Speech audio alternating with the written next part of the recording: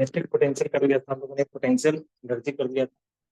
Dipole की वजह से जो पोटेंशियल होता है वो कर लिया था, electric potential due to dipole axial point के ऊपर और इक्वेटोरियल लाइन के ऊपर। ठीक है, उसके बाद इक्वी पोटेंशियल सरफेस कर लिया था, राइट, कर लिया था ना इक्वी पोटेंशियल सरफेस। पर देखते हैं और क्या बचा है, एक और चीज बचा है स्फीयर के ऊपर। स्फीयर के ऊपर अगर पोटेंशियल लिखना हो तो कैसे लिखेंगे? स्फीयर के ऊपर अगर पोटेंशियल लिखना हो तो कैसे लिखेंगे, वो चीज एक बाकी है।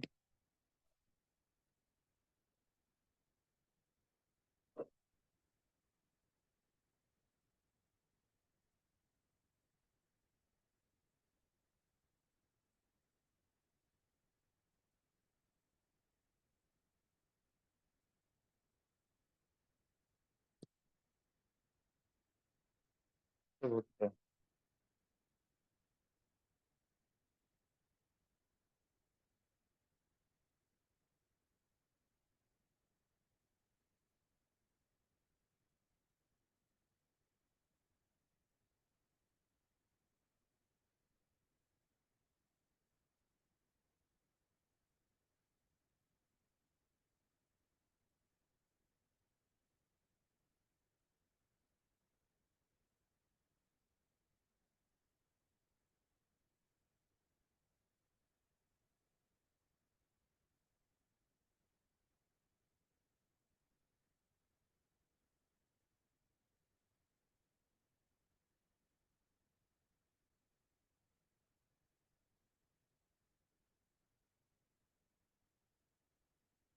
Electrostatic potential energy, electrostatic potential work done से कैलकुलेशन होता है, ये बता दिया था। ठीक है, उसका कॉम्बिनेशन की वजह से नंबर ऑफ पेयर्स कितने बनेंगे वो बता दिया था, और कैसे हम लोग कैलकुलेट करते हैं।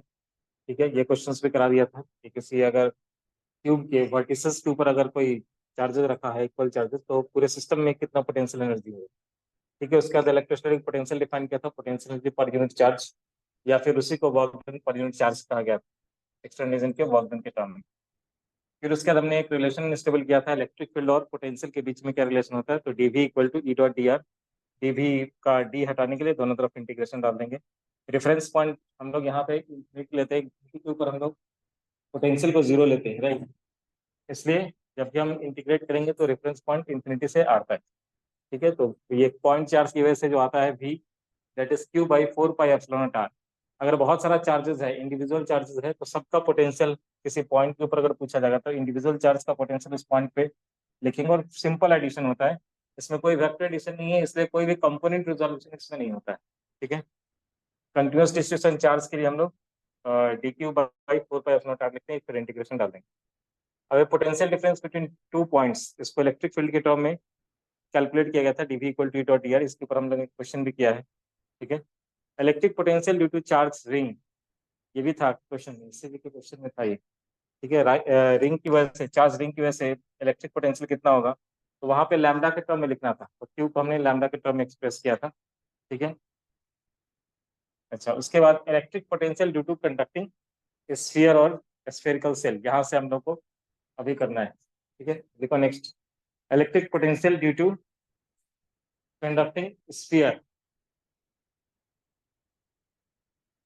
Electric potential due to conducting sphere. आज ये पोटेंशियल वाला सेक्शन एंड हो जाएगा। ठीक है, electric potential due to conducting sphere,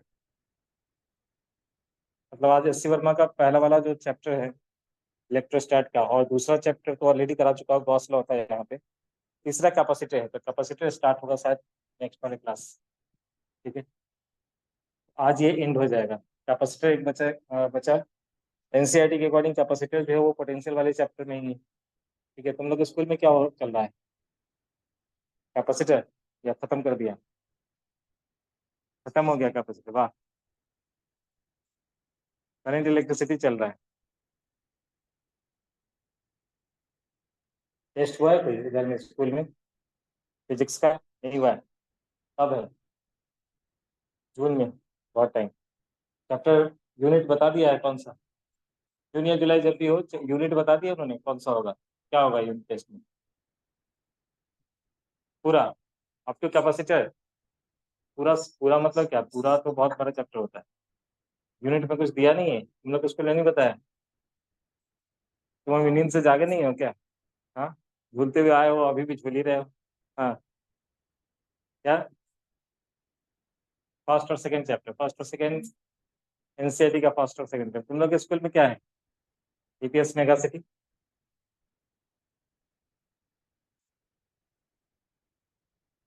2 दिन पहले बोला, तुम्हारा स्कूल तो और हद कर दिया, 2 दिन पहले बोलेगा। हाँ, सिलेबस पहले दिन में क्या देखी, ऐसा ही होता है। हाँ? एग्जाम कौन सा एग्जाम? सिलेबस नहीं दिया उसने। चलो, electric potential due to conducting sphere और सेल आउटसाइड द स्फीयर, बाहर वाले पॉइंट के ऊपर अगर हमें कैलकुलेट करना हो, तो बाहर वाले पॉइंट के ऊपर चाहे फील्ड कैलकुलेट करना हो या पोटेंशियल कैलकुलेट करना हो, कोई दिक्कत है नहीं। ये पूरा पॉइंट चार्ज की तरह ही एक इसको ट्रीट करेंगे। और Q by 4 pi epsilon naught R, अगर कोई पॉइंट चार्ज होता है यहाँ पे ओ पे, और आर डिस्टेंस पे अगर हमें पोटेंशियल पूछा जाता तो ऐसे लिखते Q/4 pi epsilon naught are. और जब ये बाहर का पॉइंट हो, किसी स्फीयर के ऊपर अगर चार्ज डिस्ट्रीब्यूटेड हो और ये बाहर का पॉइंट हो, तो बाहर वाला चार्ज कैसा बिहेव करता है, ये बाहर इसके इस ऊपर जो भी चार्ज है वो कैसा बिहेव करता है, ऐसा जैसे इसके सेंटर पे वो पूरा का पूरा एक पॉइंट चार्ज बन करके अगर यहाँ पर रख दे, और जितना पोटेंशियल होता है उतना ही इस पूरे स्फीयर की वजह से बाहर वाले पॉइंट के ऊपर होगा। ऑन द सरफेस अगर जाएगा ये, तो फिर ये स्मॉल आर कैपिटल आर से रिप्लेस हो जाएगा। तो Q/4 पाई एप्सिलॉन नॉट, मतलब ऑन द सरफेस और बाहर वाले पॉइंट के ऊपर कोई दिक्कत है, पॉइंट चार्ज की तरह हम इसको ट्रीट कर सकते हैं। लेकिन ये चेंज कब शुरू होना होता है, जब ये स्फीयर के अंदर का पॉइंट हो। ठीक है, स्फीयर के अंदर का पॉइंट हो, अगर ये हॉलो स्फीयर है, तो हॉलो स्फीयर में हम लोग जानते हैं कि अंदर में कोई चार्ज होता नहीं। अंदर में अगर इलेक्ट्रिक फील्ड जीरो है, तो dV/dr को जीरो होना पड़ेगा, तो V कांस्टेंट हो जाता है, और V वही होगा जो उसके सरफेस पे है। यानी कि तुम्हें क्या लिखना पड़ेगा कि अगर ये एक्सटर्नल पॉइंट है, तब तो Q/4 pi epsilon naught R. On the surface के ऊपर Q/4 pi epsilon naught capital R. Inside the surface के ऊपर इलेक्ट्रिक फील्ड जीरो होता है, इसलिए डीवी कांस्टेंट है, और वही होगा जो उसके सरफेस पे। ठीक है, जल्दी फटाफट इसको नोट कर दो। ठीक है, ये हम लोगों ने कैलकुलेट किया है किसके लिए, कंडक्टिंग स्फीयर या फिर शेल, दोनों के लिए एक जैसा हो, कंडक्टिंग स्फीयर या फिर शेल। कंडक्टिंग स्फीयर में भी अंदर में फील्ड जीरो होता है। ठीक है, तो कंडक्टिंग स्फीयर हो या फिर शेल, ठीक है, दोनों के लिए ऐसा ही होगा। V equal to minus of E/dr, reference point infinity पे है, इन्फिनिटी से आर तक इंटीग्रेट हुआ है। इंटीग्रेशन क्या, हमने Q का वैल्यू रखा, E का value Q/4 pi epsilon not R² और इसके बाद जब इंटीग्रेट करेंगे तो ये माइनस ऑफ 1/r आएगा। वो माइनस और माइनस मिलकर के प्लस हो गया, Q/4 pi epsilon not 1/r। Infinity से आर है इसलिए 1/r माइनस 1/इनफाइनाइट होगा, 1/इनफाइनाइट का वैल्यू जीरो है, तो ये finally Q/4 pi epsilon not R बनेगा। ठीक है,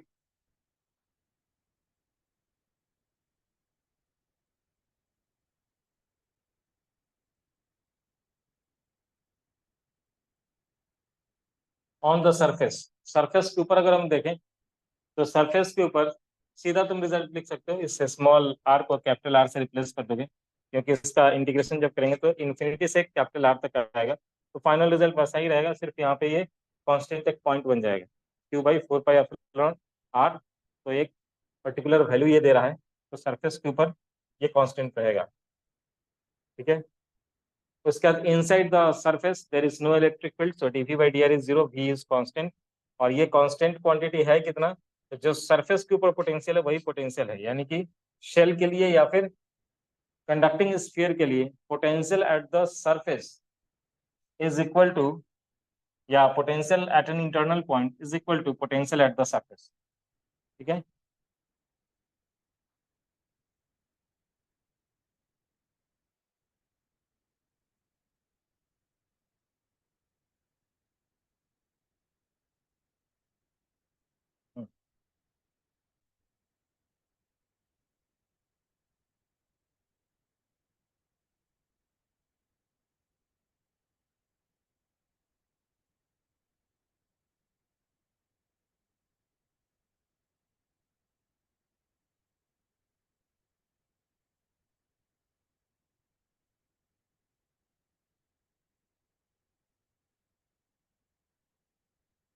ठीक है यहाँ तक?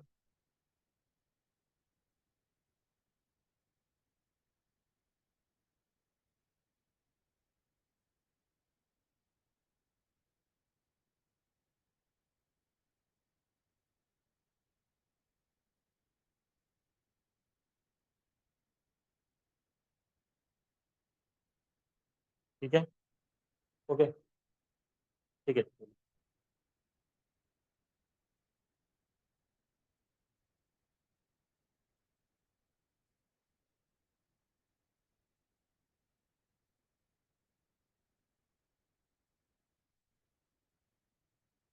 Electric potential due to solid non conducting sphere, non conducting sphere हो तब ये रिजल्ट याद करने वाला रिजल्ट, आउटसाइड वाले स्फीयर, आउटसाइड अगर कोई पॉइंट है स्फीयर के बाहर का पॉइंट है तब तक कुछ दिक्कत ही नहीं है, सेम एज कंडक्टिंग स्फीयर। बाहर वाले पॉइंट पे फील्ड पोटेंशियल कुछ भी चेंज नहीं होता है। ठीक है।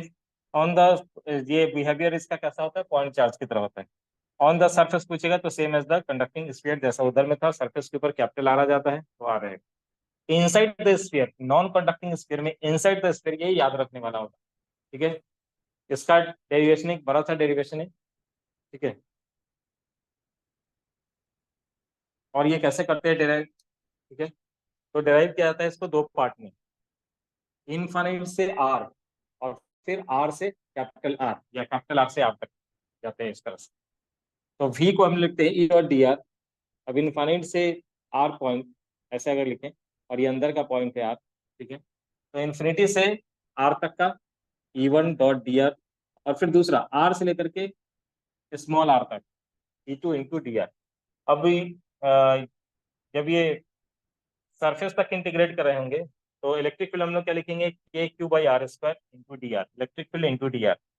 और इधर में के इंटू क्यू, अंदर वाले पॉइंट पे जब इंटरनल पॉइंट हो उस केस में हम लोग जब क्यू कैलकुलेट करते हैं, एक्सटर्नल पॉइंट पे तो कोई दिक्कत नहीं है, लेकिन इंटरनल पॉइंट जब कैलकुलेट करते हैं तो यूनिटरी मेथड से कैलकुलेशन होता है ऐसा। या फिर इलेक्ट्रिक फील्ड बताओ कि इलेक्ट्रिक फील्ड अंदर वाले पॉइंट पे नॉन कंडक्टिंग स्फीयर में कैलकुलेट किया था ना, इंटरनल पॉइंट पे कैसे कैलकुलेट किया था? ये क्या आया था, K Q into R by R का क्यू, ऐसा है इंटरनल पॉइंट के ऊपर जब पूछा गया था। ये कैसे हम लोगों ने निकाला था, दिखा दो एक बार। मान लो कि ये अंदर का पॉइंट है, ये पॉइंट। ठीक है। ये अंदर का पॉइंट है पी, इस पी पॉइंट पे मुझे कैलकुलेट करना है इलेक्ट्रिक फील्ड कितना है। ठीक है। मान लो कि ये नॉन कंडक्टिंग स्फीयर है, नॉन कंडक्टिंग स्फीयर है तो इसमें चार्ज सरफेस के ऊपर नहीं होता, जहां पे भी चार्ज रखेंगे चार्ज वहीं पे पड़ा हुआ रहेगा। ठीक है, क्योंकि ये नॉन कंडक्टिंग। अब हमें अगर यहाँ पे निकालना है तो इसका हम चार्ज, अंदर का चार्ज निकालते हैं। कैसे निकालते हैं? तो इसको रेडियस लेकर के एक गॉसियन सरफेस ऐसे बनाते हैं और इस गॉसियन सरफेस के अंदर का चार्ज खोजा जाता है। तो हम लोगों ने ऐसे लिखा था कि क्यू चार्ज है पूरे के ऊपर 4/3 पाई आर क्यूब के ऊपर। ठीक है। ऐसे लिखा था कि 4/3 पाई आर क्यूब के लिए क्यू चार्ज 1 यूनिट के लिए कितना होगा, Q/4/3 पाई आर का क्यूब। ठीक है। स्मॉल, ये 1 यूनिट के लिए, तो 4/3 पाई स्मॉल आर का क्यूब, इसके लिए कितना होगा, तो Q/4/3 पाई आर का cube into 4/3 pi small R का क्यूब। ये गया, ये गया, Q into R cube by R cube. ये हो जाएगा अंदर का चार्ज, इनसाइड चार्ज। ये हो गया अंदर का चार्ज। तो हम लोगों ने कैसे लिखा था, याद करो, गॉस लॉ अप्लाई किया था, integration of E dot D S is equal to Q inside by epsilon naught. ठीक है। और क्यू इनसाइड यही वाला, क्यू इंटू आर का क्यूब बाई आर का क्यूब एप्सिलॉन नॉट। और यहाँ पे इलेक्ट्रिक फील्ड ई को बाहर निकाल देते हैं, डीएस की जगह पे हम लिखते हैं 4 पाई आर स्क्वायर। डीएस मतलब गॉसियन सरफेस का एरिया, डीएस का इंटीग्रेशन करेंगे। अब ये नीचे चला आएगा, ई का वैल्यू आया था Q/r³ by R cube epsilon naught 4 pi R का स्क्वायर, स्क्वायर से ही कैंसिल हो गया। ठीक है। अब क्या बचाइए, क्यू बाई, इसी को लिखा उन्होंने के था 1/4 पाई एप्सिलॉन नॉट। ये जो 1/4 पाई एप्सिलॉन नॉट दिख रहा है वो यहाँ पे के दिख रहा है, ये क्यू की जगह पे क्यू दिख रहा है। एक आर बचा हुआ है तो आर दिख रहा है, डिवाइडेड बाई आर का क्यूब। तो इंटरनल पॉइंट के ऊपर जो फील्ड होता है वो ऐसा होता है, ठीक है। तो इंटरनल पॉइंट के ऊपर वो E2 लिखा, ठीक है। और पहले वाले के लिए E1 को लिखा KQ/R², ठीक है। दूसरे वाले के लिए लिखा, ये इंटरनल पॉइंट पे है इसलिए KQ/R/R इंटू DR। अब जब इंटीग्रेट करेंगे तो प्रॉपर लिमिट के साथ, यहाँ का इंटीग्रेशन इनफाइनाइट से R है, दूसरे वाले का इंटीग्रेशन कैपिटल R से स्मॉल r है, ठीक है। तो KQ बाहर आ गया, और R⁻⁻² का इंटीग्रेशन -1/R हुआ, इनफाइनाइट से लेकर के R तक। उधर में पहले से एक R था, ठीक है। इंटीग्रेशन जब करेंगे तो R²/2 आएगा, KQ/R³ इंटू R²/2। अब इसके अंदर प्रॉपर लिमिट सब्सटीट्यूट किया जाएगा। प्रॉपर लिमिट सब्सटीट्यूट करने के बाद जो रिजल्ट आया है V equal to -KQ -1/R plus R²/2R³ minus R²/2R³, इसी को रीअरेंज करके इन्होंने ऐसे लिखा है KQ/2R³, 3R² minus small R²। बहुत इंपॉर्टेंट रिजल्ट है, इसको नोट कर लो, ठीक है। Inside the sphere KQ/2R³ into 3R² minus of R², ठीक है। बाद में इसी को वो सेंटर पे जब ले जाएंगे तो स्मॉल r को 0 कर देंगे, उसके लिए कैलकुलेशन हुआ है। और फिर उसके बाद जब उस सरफेस के ऊपर जाएंगे तो स्मॉल r को कैपिटल R पुट कर देंगे, उसके लिए भी कैलकुलेशन है। सेंटर के ऊपर कितना होगा, सरफेस के ऊपर कितना होगा, ठीक है। चलो इतना तक लिखो, उसका बताता हूँ, जल्दी लिख लिए। हाँ,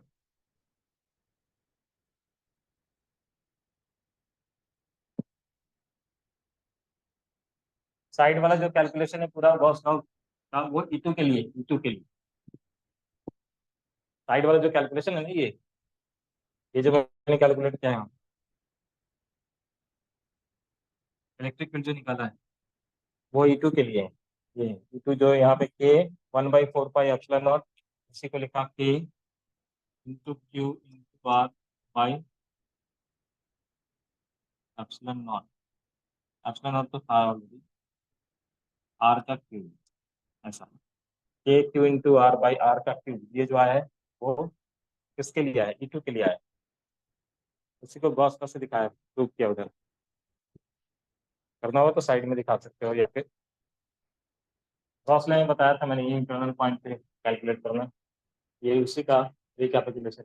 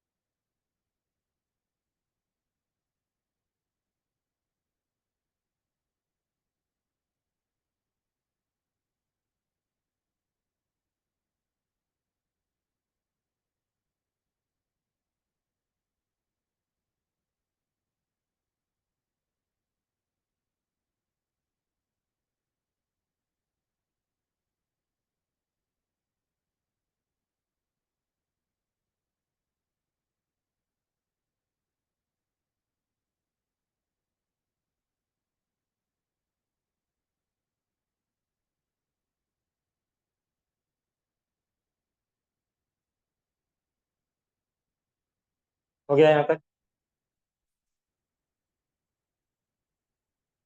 बताओ उसको, लिख लो। याद रखना है कि ये जो पोटेंशियल है inside the sphere, non conducting sphere में, V इक्वल टू, ऐसे याद रखेंगे, K × Q, Q है total charge, divided by 2R का स्क्वायर, R का क्यूब, स्क्वायर में R का cube into 3R² minus small r का स्क्वायर। मतलब ये कोई नॉन कंडक्टिंग स्फीयर है, पूरी तरह से चार्ज है, ठीक है। और इसके इंटरनल पॉइंट पे अगर पूछा जाएगा पोटेंशियल, ठीक है, इंटरनल पॉइंट मान लो यहाँ पे अगर पूछा जा रहा है, तो अंदर वाले चार्ज का पोटेंशियल प्लस यहाँ से यहाँ तक जो भी चार्ज, उसका भी पोटेंशियल, दोनों को ऐड किया गया है, दोनों को ऐड किया गया है, ठीक है। पोटेंशियल कैसा क्वांटिटी, स्केलर क्वांटिटी है, सिंपल एडिशन होता है, ठीक है। इसमें कोई वेक्टर साइन नहीं है, इसलिए अंदर वाले चार्ज का पोटेंशियल यहाँ पे कितना है, प्लस जैसे मान लो कि ये यहाँ से लेकर के स्मॉल आर तक, तो फिर आर से लेकर के कैपिटल आर तक या कैपिटल आर से लेकर के आर तक का जो होगा वो भी हमें ऐड करना पड़ेगा। कैपिटल आर से लेकर के आर तक इसके बीच में जो चार्ज है उसका ये पोटेंशियल यहाँ पे ऐड करना पड़ेगा। ठीक है, क्लियर? ठीक है, याद रहेगा ना, K Q by two R cube into three R square minus R square. अब क्वेश्चन ऐसे पूछेंगे कि find the potential at the mid point. मान लो कि आर बाई टू पे अगर पूछा उन्होंने, तब ये small R R by two put किया जाएगा ऐसे, K Q by two R cube into three R square minus R by two का होल स्क्वायर यानी आर स्क्वायर बाई फोर। ठीक है, अब इसको कैलकुलेट कर देंगे, मिड पॉइंट पे कितना है वो निकल के आ जाएगा। अभी क्वेश्चन तुमसे ऐसे पूछेंगे कि सरफेस से आर बाई फोर डिस्टेंस पे, सरफेस से R by four distance, surface से अगर आर बाई फोर डिस्टेंस है तो इस स्मॉल आर का वैल्यू कितना है? सरफेस से आर, ये जो स्मॉल आर है वो सेंटर से डिस्टेंस होता है। अगर तुम्हें क्वेश्चन में दे देंगे कि सरफेस से आर बाई फोर, तो यहाँ से जो डिस्टेंस होगा वो थ्री आर बाई फोर होगा।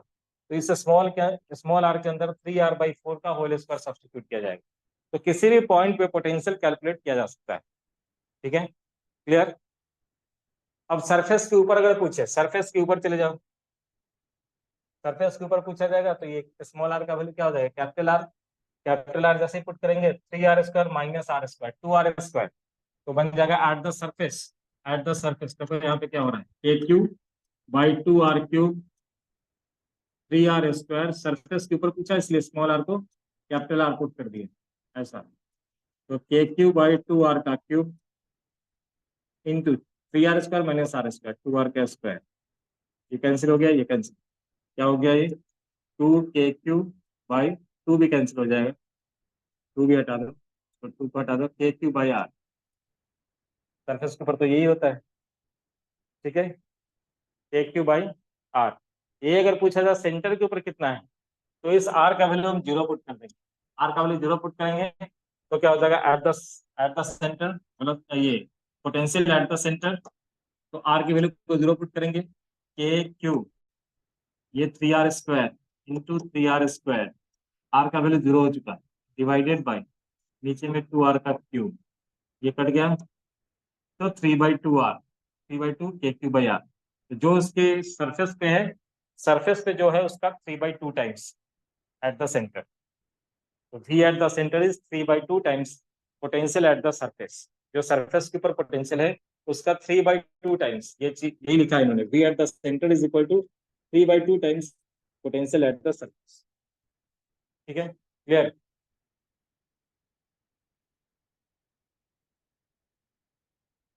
Potential due to special charge distribution. ठीक है, अब अगर एक पॉइंट चार्ज है तो पॉइंट चार्ज के लिए तो हम के क्यू बाई आर रखते हैं। ग्रुप ऑफ चार्जेस अगर है तो इंडिविजुअल का कैलकुलेशन करेंगे, सिंपल एडिशन होता है, वही यहाँ पे इसके टर्म में दिखाया गया, समेशन के टर्म में दिखाया गया। अगर कोई वेक्टर क्वांटिटी होता तो फिर कंपोनेंट में जाता, लेकिन ये वेक्टर नहीं स्केलर है इसलिए सिंपल एडिशन हुआ है। चार्ज कंडक्टिंग स्फीयर है, तो स्फीयर के लिए कंडक्टिंग स्फीयर है, तो कंडक्टिंग स्फीयर में अगर पूछा जाएगा बाहर वाले पॉइंट के लिए आर ग्रेटर देन आर, मतलब आउटसाइड पॉइंट है, आउटसाइड पॉइंट के लिए ये पॉइंट चार्ज की तरफ बिहेव कर रहा है के क्यू बाई आर। लेकिन पॉइंट बी सरफेस का पॉइंट है, उस केस में के क्यू बाई कैपिटल आर हो जाएगा। और जब पूछा जाएगा कहाँ का, इंटरनल पॉइंट के ऊपर, अंदर में किसी पॉइंट के ऊपर जब पूछा जाएगा, तो अंदर में तो चार्ज है ही नहीं, कंडक्टिंग स्फीयर, कंडक्टिंग स्फीयर के केस में अंदर में चार्ज नहीं होता है। अंदर में चार्ज अगर नहीं होगा तो कंडक्टिंग, अंदर में अगर चार्ज नहीं है, यहाँ पे फील्ड कितना होता है? जीरो होता है। तो इसका मतलब डीवी बाई डी आर को जीरो होना है, इसका मतलब भी को कांस्टेंट होना है, तो भी वही होगा जो सरफेस के ऊपर है। यानी कि कोई कंडक्टिंग स्फीयर होगा और तुमसे अंदर वाले किसी भी पॉइंट पे पूछे तो सीधा बता देना है इसका वही होगा जो इसका सरफेस के ऊपर होता है। ठीक है, नोट करो जल्दी फटाफट। ठीक है, चार्ज कंडक्टिंग स्फीयर के लिए डिस्क्रीट चार्जेस हैं, ग्रुप में पॉइंट चार्ज अगर अलग अलग है तो अलग अलग निकाल करके सिंपल एडिशन होगा। अगर ये किसी स्फीयर के ऊपर है, कंडक्टिंग स्फीयर के ऊपर है, नॉन कंडक्टिंग स्फीयर का अलग केस है, कंडक्टिंग स्फीयर का अलग केस। नॉन कंडक्टिंग स्फीयर में अंदर में चार्ज होता है, यहाँ पे कंडक्टिंग स्फीयर के केस में अंदर में चार्ज होता नहीं। बताया था कि ये सरफेस का प्रॉपर्टी है, कंडक्टर का प्रॉपर्टी है, charge always reside on the surface of conductor.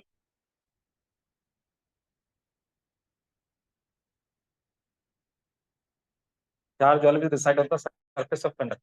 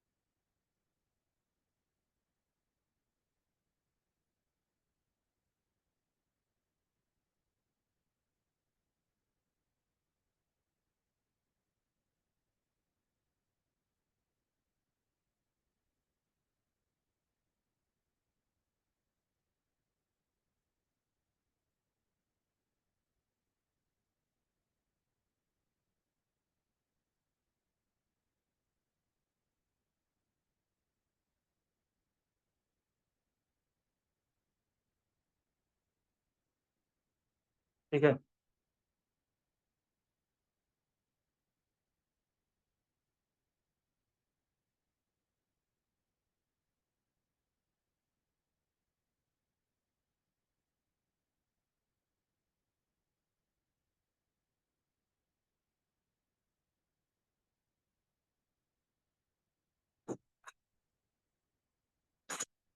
क्या हुआ?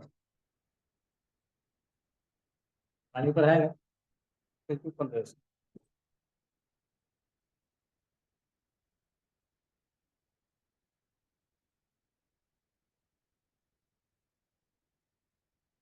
ठीक है। सेगमेंट ऑफ रिंग, रिंग के सेगमेंट की वजह से तो ऐसा लिखा है, अगर ये रिंग यहाँ पे जिस पॉइंट पे पोटेंशियल कैलकुलेट करना है उस पॉइंट पे अगर अल्फा एंगल बना रहा है तो V नॉट इक्वल टू के अल्फा इंटू क्यू। क्यों हुआ ऐसा? ये lambda, lambda is the charge density, ये लैम्डा इंटू अल्फा है। ठीक है, ये लैम्डा इंटू अल्फा कैसे हुआ है? तो सिंपल सा है कि अगर lambda is the charge density, lambda क्या है? चार्ज डेंसिटी, मतलब चार्ज पर यूनिट लेंथ है ये, चार्ज पर यूनिट लेंथ। ठीक है, चार्ज पर यूनिट लेंथ है ये। क्या इसका लेंथ हम निकाल सकते हैं अगर यहाँ का एंगल दे रखा हो? सिंपल सा चीज है कि अगर कोई सर्कल है और सर्कल के सेंटर पे अल्फा एंगल बन रहा है, ये रेडियस अगर इसका ए है सपोज है, तो ये कितना लेंथ होगा ये हम निकाल सकते हैं ना, theta equal to alpha equal to जो भी है ये length L divided by radius, radius यहाँ पे ये है तो तो एल को लिख सकते हैं A into alpha, right? A into alpha is the length. अगर लैम्डा इसका चार्ज डेंसिटी है पर यूनिट लेंथ के ऊपर, अगर लैम्डा चार्ज एल यूनिट के ऊपर L into A into alpha होगा charge, charge equal to lambda into L होगा, और इसी को हम लिखेंगे लैम्डा इंटू ए इंटू। ठीक है, और सब कितने डिस्टेंस पे है? सब आर डिस्टेंस पे है। ये जितना सारा चार्ज है सब आर डिस्टेंस पे है, तो सबका पोटेंशियल के क्यू बाई ए लिखेंगे। ऐसे लिखेंगे पोटेंशियल इक्वल टू के इंटू क्यू, जो कि है लैम्डा के क्यू बाई कितने डिस्टेंस पे? ए डिस्टेंस पे। रिंग है इसलिए जितना भी चार्ज है अरेंज है वो इक्वल डिस्टेंस पे अरेंज है, इसलिए हम के क्यू बाई ए लिखेंगे। के की जगह पे के को रहने देंगे, क्यू की जगह पे लिखेंगे lambda A into L by A. A से ए कैंसिल।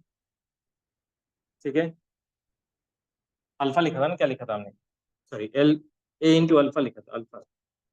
एल को हमने लिखा था, लैम्डा को लिखा, क्यू को लिखा था लैम्डा इंटू एल, और इसको लिखा था lambda A into alpha, lambda A into alpha. तो ए से ए कैंसिल, के लैम्डा इंटू अल्फा। के लैम्डा इंटू एल, तो ये इसका पोटेंशियल एक लाइन में जो दिख रहा है वो एक्चुअल में ये चीज, ठीक है। तो ध्यान रखना है कि अल्फा जो होना चाहिए वो रेडियन में होना चाहिए। किसमें होना चाहिए? Where alpha is in radian. Degree में अगर देगा तो 60 मत पुट कर देना इधर में, वो देंगे जानबूझ के तुम्हें 60। लेकिन वहां पे अल्फा जब फॉर्मूला के टर्म में आता है ना, एंगल जब फॉर्मूला के टर्म में आता है तो हमेशा रेडियन का वैल्यू होता है, ठीक है। लिख लेना ये नोट पॉइंट में, where alpha is in radian, alpha यहाँ पे रेडियन में होना चाहिए, नहीं है तो कन्वर्ट कर लेना।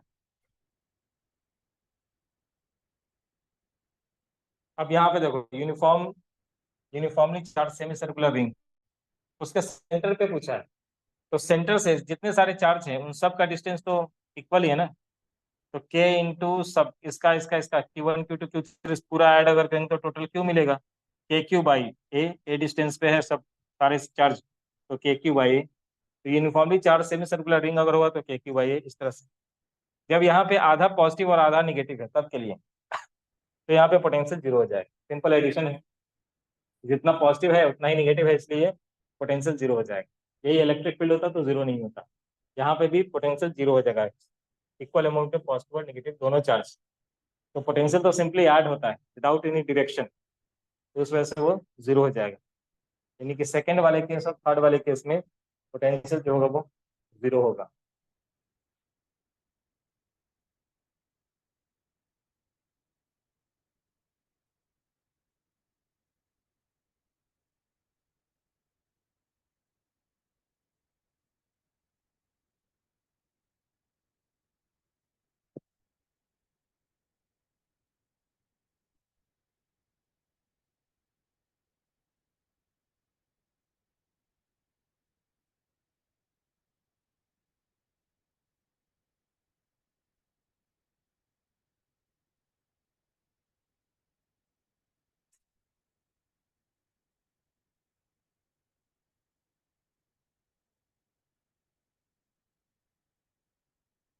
हो गया?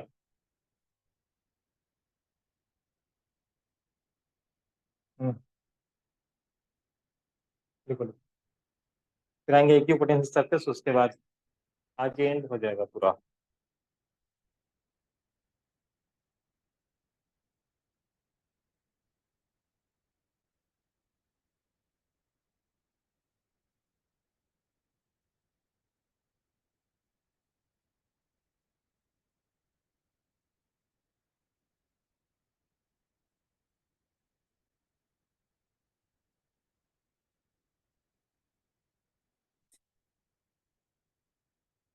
ठीक है, यहाँ तक हो गया।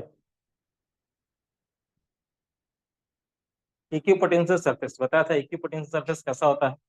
तो किसी भी चार्ज डिस्ट्रीब्यूशन के लिए अगर ऐसे पॉइंट का कलेक्शन करते हैं जहाँ पे हर पॉइंट पे पोटेंशियल सेम, तो ऐसे लोकस को हम लोग कहते हैं equipotential surface. For given charge distribution the plane of the surface corresponding to the locus of all points having same potential is called equipotensial surface। लिख लो इसको। What is equipotential surface? Equipotential surface का define क्या है? For a continuous charge distribution, continuous charge distribution के लिए the plane और the surface corresponding to the locus of all points having same potential is called equipotential surface। Equipotential surface कभी भी एक दूसरे को क्रॉस नहीं करेंगे, they never cross each other, ठीक है। Equipotential surface are always perpendicular to the direction of electric field, ये मैं बता चुका था लास्ट वाले क्लास में, ठीक है।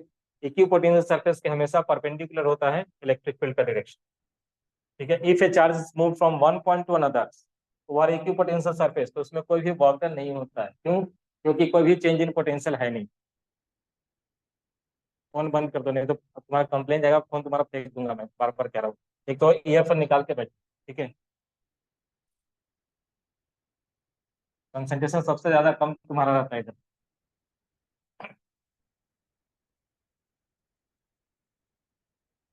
हम्म।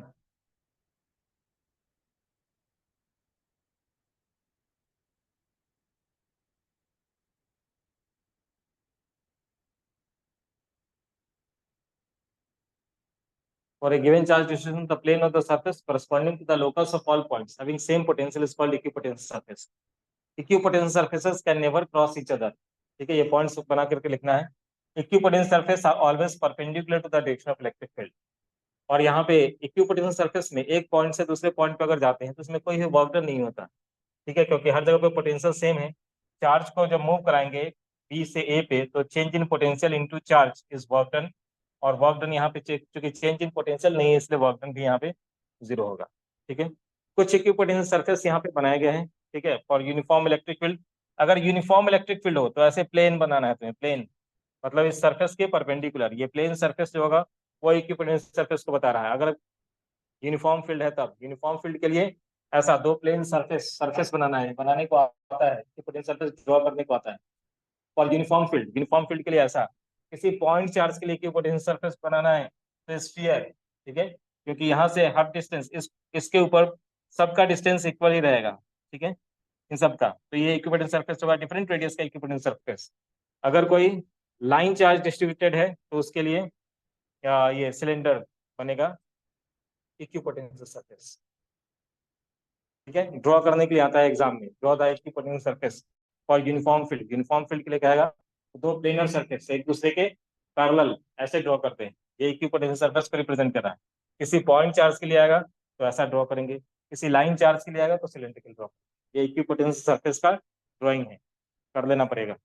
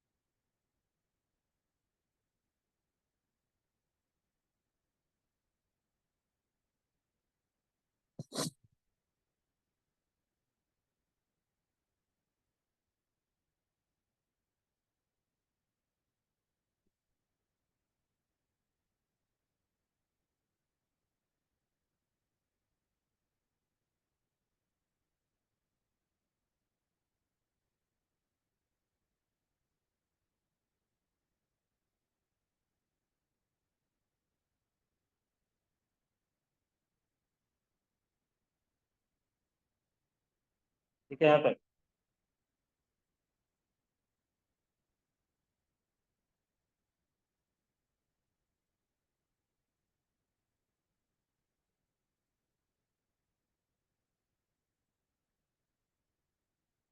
शेप ऑफ इक्विपोटेंशियल सरफेस ये इंपॉर्टेंट है क्योंकि क्वेश्चन तुमसे ऐसे ही पूछेंगे।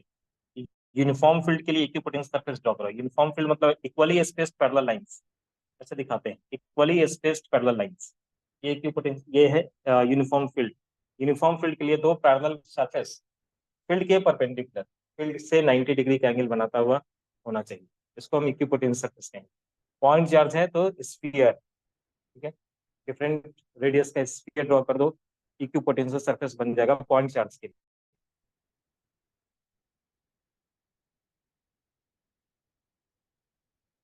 ठीक है। और for line distribution of charge equipotential surface are coaxial cylinders, ठीक है, एक ही एक्सेस होगा। जैसे ये कॉन्सेंट्रिक स्फेरिकल सेल है उसी तरह से वो कोएक्सियल सिलेंडर्स होंगे।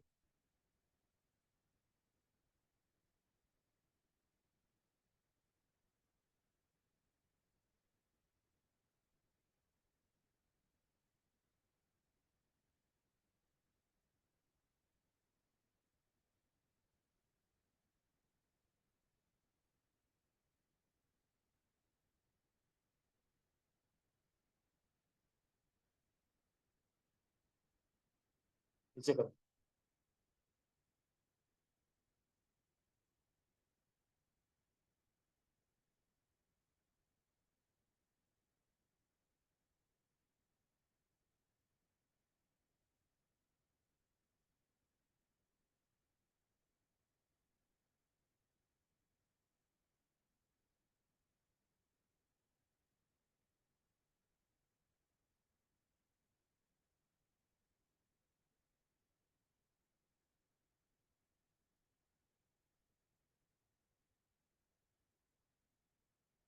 ठीक है यहाँ तक?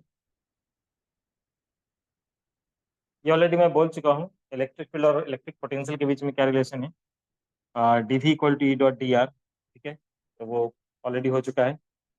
डीवी अगर v is given as a function of X Y Z, in that case partial derivative करना है। पार्शियल डेरिवेटिव करेंगे तो ये ई एक्स बनेगा, ये ई वाई है, ये जेड है, और सबको आई कैप जे कैप के कैप के साथ लिख देंगे, तो ये क्या बताएगा? इलेक्ट्रिक फील्ड बताएगा। ठीक है, अगर v कांस्टेंट है तो उस केस में इलेक्ट्रिक फील्ड को जीरो होना पड़ेगा, क्योंकि dv बाई डी आर को हमने इलेक्ट्रिक फील्ड कैलकुलेट किया था। ठीक है, if potential energy is infinity at zero, बताया था कि रेफरेंस पॉइंट हम इन्फिनिटी के ऊपर लेते हैं, क्योंकि इन्फिनिटी के ऊपर जो फोर्स होगा या फील्ड होगा वो ऑलमोस्ट नेग्लिजिबल होगा। नेग्लिजिबल होने से उसके against work done almost negligible ही होता है, इसलिए हम इन्फिनिटी के ऊपर पोटेंशियल को जीरो लेते हैं। ठीक है, तो ऐसे वर्क डन के टर्म में पोटेंशियल का कैलकुलेशन होता है। वर्क डन, ये किसका वर्क डन है? Work done by the external agent, external agent का work done, external work done.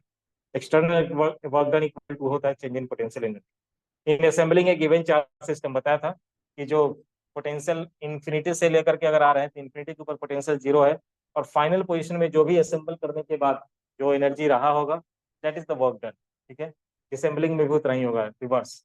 ठीक है, EV is the smallest particle unit of practical unit of energy used in atomic and nuclear। Atomic and nuclear physics में जब जाते हैं तो calculation हम लोग जूल में नहीं करते हैं, इलेक्ट्रॉन वोल्ट में करते हैं। वही लिखा है उन्होंने कि इलेक्ट्रॉन वोल्ट, 1 इलेक्ट्रॉन वोल्ट कितने जूल के इक्वल होगा। Potential is theoretically zero at infinity, practically we consider it zero on the earth surface. Earth के सरफेस को भी जीरो पोटेंशियल कहा जाता है। किसी चीज को अगर अर्थ कर दिया, अर्थिंग कर दिया, तो उसका पोटेंशियल क्या हो जाता है?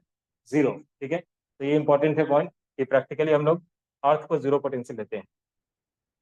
तो क्या हम पोटेंशियल किसी भी पॉइंट पे जीरो कर सकते हैं? बिल्कुल कर सकते हैं। हम लोग जो कैलकुलेट करते हैं दैट इज द डिफरेंस, यहाँ से यहाँ तक कितना होता है। अगर मैंने इस, जैसे मान लो ग्रेविटेशन पोटेंशियल के केस में कैसे करते हैं, यहाँ से मैंने इसको उठाया तो मैं इधर का हाइट बोलता हूँ, यहाँ पे मैंने सरफेस पे पोटेंशियल को जीरो ले लिया। यहाँ तक जो इंक्रीज करने में मुझे वर्क डन करना पड़ेगा that is change in potential. ठीक है, यहाँ से उठा करके यहाँ पे ले गए तो हमेशा हम लोग चेंज को कैलकुलेट करते हैं, इसलिए किसी भी पॉइंट पे हम रिफरेंस जीरो ले सकते हैं। The direction of electric field is from region of higher potential electric potential to, electric field का डायरेक्शन किधर की तरफ होता है? हाई से लो की तरफ। ठीक है, हाई इलेक्ट्रिक फील्ड से लो इलेक्ट्रिक फील्ड की तरफ, हाई पोटेंशियल से लो पोटेंशियल की तरफ इलेक्ट्रिक फील्ड का डायरेक्शन होता है। ठीक है, if one moves in the direction of E, अगर इलेक्ट्रिक फील्ड के डायरेक्शन में कोई चीज आ रहा है तो पोटेंशियल डिक्रीज हो रहा है, पोटेंशियल डिक्रीजेस। ठीक है, if one move in the direction opposite to E तो पोटेंशियल उसका इंक्रीज होता है। जैसे कोई ग्रेविटी के डायरेक्शन में अगर ऊपर से अगर छोड़ दिया जाए तो पोटेंशियल उसका डिक्रीज होता है, लेकिन इसके अगेंस्ट अगर कोई काम करता है तो उसका पोटेंशियल, मतलब ऑब्जेक्ट का पोटेंशियल एनर्जी इंक्रीज होता है। तो अगेंस्ट द फील्ड इंक्रीज और in the direction of field decrease.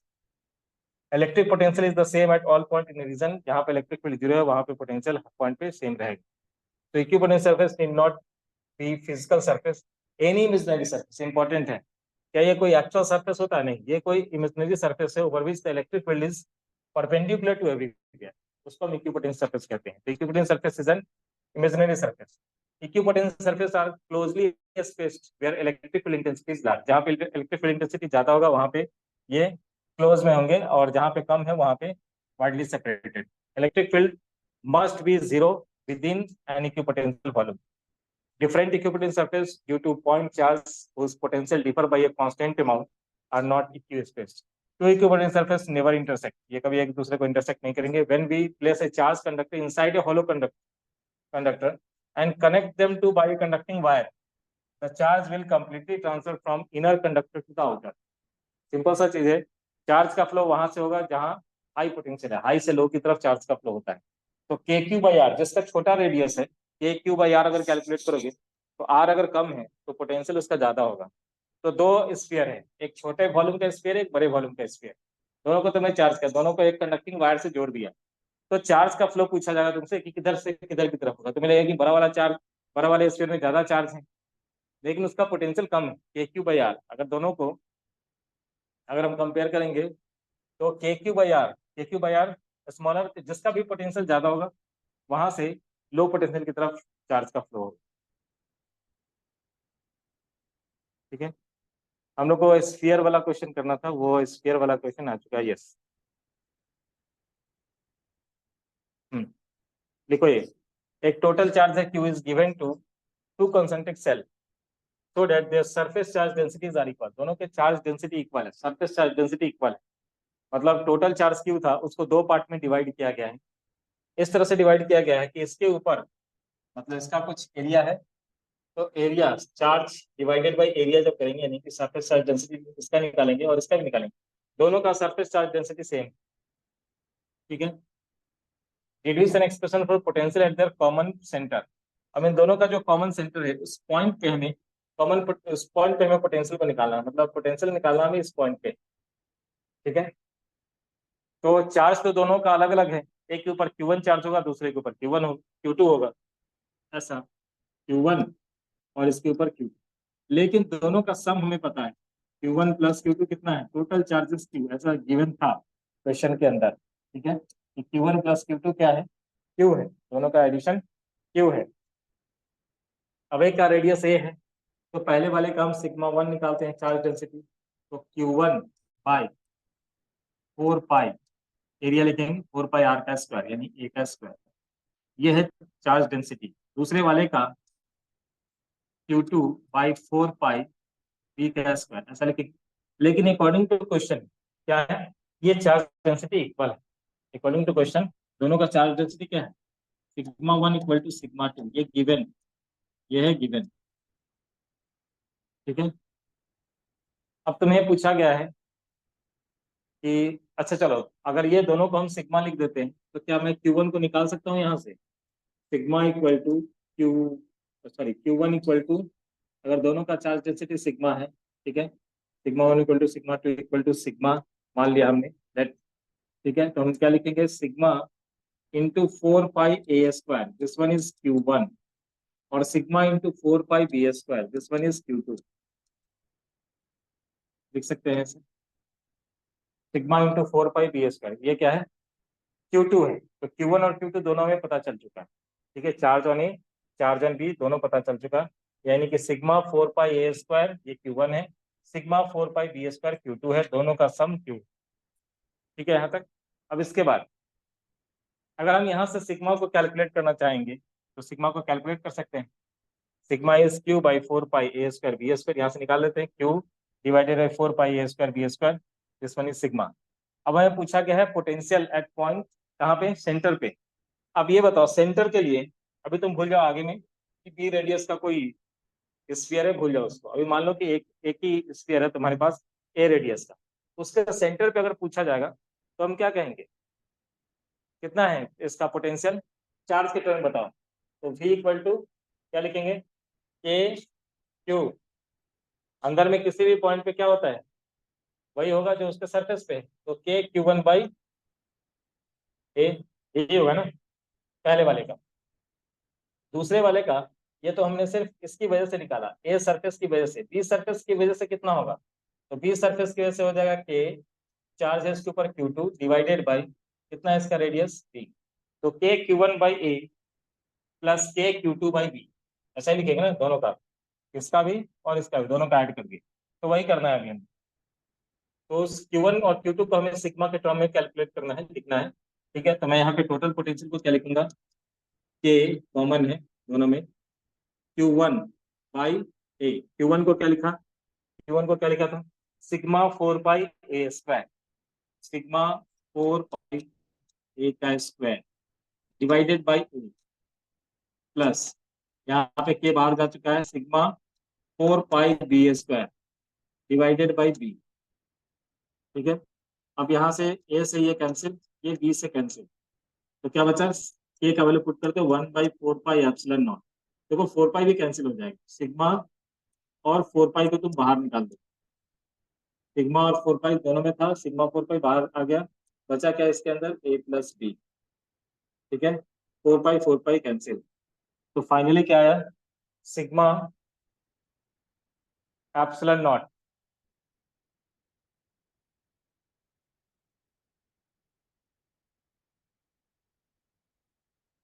ठीक है, वही चीज, सिग्मा एप्सिलॉन नॉट को अगर तुम कॉमन निकालो तो सिग्मा बाई एप्सिलॉन नॉट, यहाँ पे है sigma by epsilon naught, A plus B तो ए प्लस बी। ठीक है, अब इस सिग्मा का जो वैल्यू था इन टर्म्स ऑफ क्यू जो निकाला गया था, कहाँ गया ये वाला चीज, इसको सब्स्टिट्यूट कर सकते हैं, टोटल पोटेंशियल निकल के आ गया। ठीक है,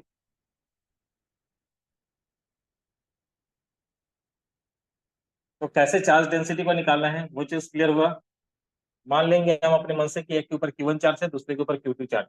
तो क्वेश्चन में क्या रखा है कि दोनों का चार्ज डेंसिटी इक्वल है, तो पहले हम डेंसिटी अलग अलग निकालेंगे, Q1/4πa², Q1 by area, Q2 by area. और क्वेश्चन में कहा है कि दोनों का चार्ज डेंसिटी इक्वल है, इसलिए दोनों को इक्वल करके सिग्मा मान करके हमने कैलकुलेशन किया Q1 और Q2 का। ठीक है, और Q1 Q2 अगर अलग अलग चार्ज मालूम है तो जो पोटेंशियल होना चाहिए था सेंटर के ऊपर KQ1/a प्लस KQ2/b वो लिखा, उसके बाद वैल्यूज को सब्सटीट्यूट किया, फाइनल ये वाला आंसर आ गया। ठीक है, फिर लास्ट में हमें सिग्मा को सब्सटीट्यूट करना है। जल्दी नोट करो, जल्दी फटाफट।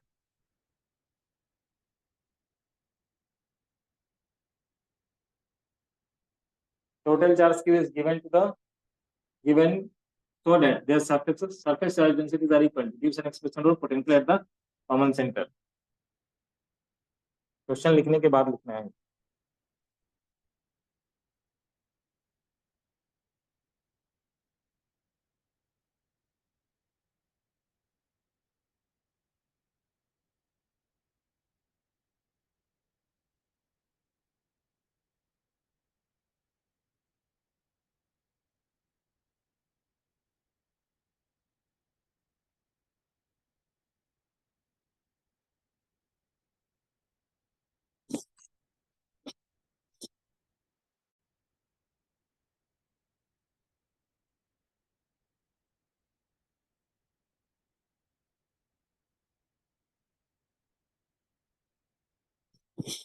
क्या है?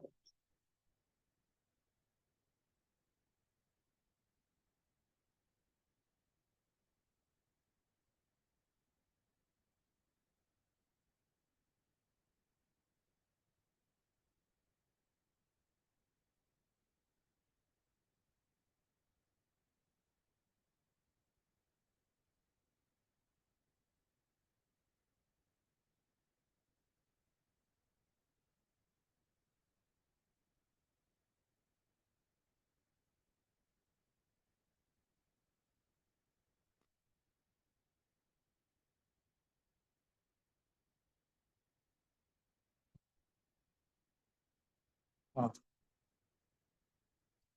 ठीक, हटाओ इसको। हो गया, चलो।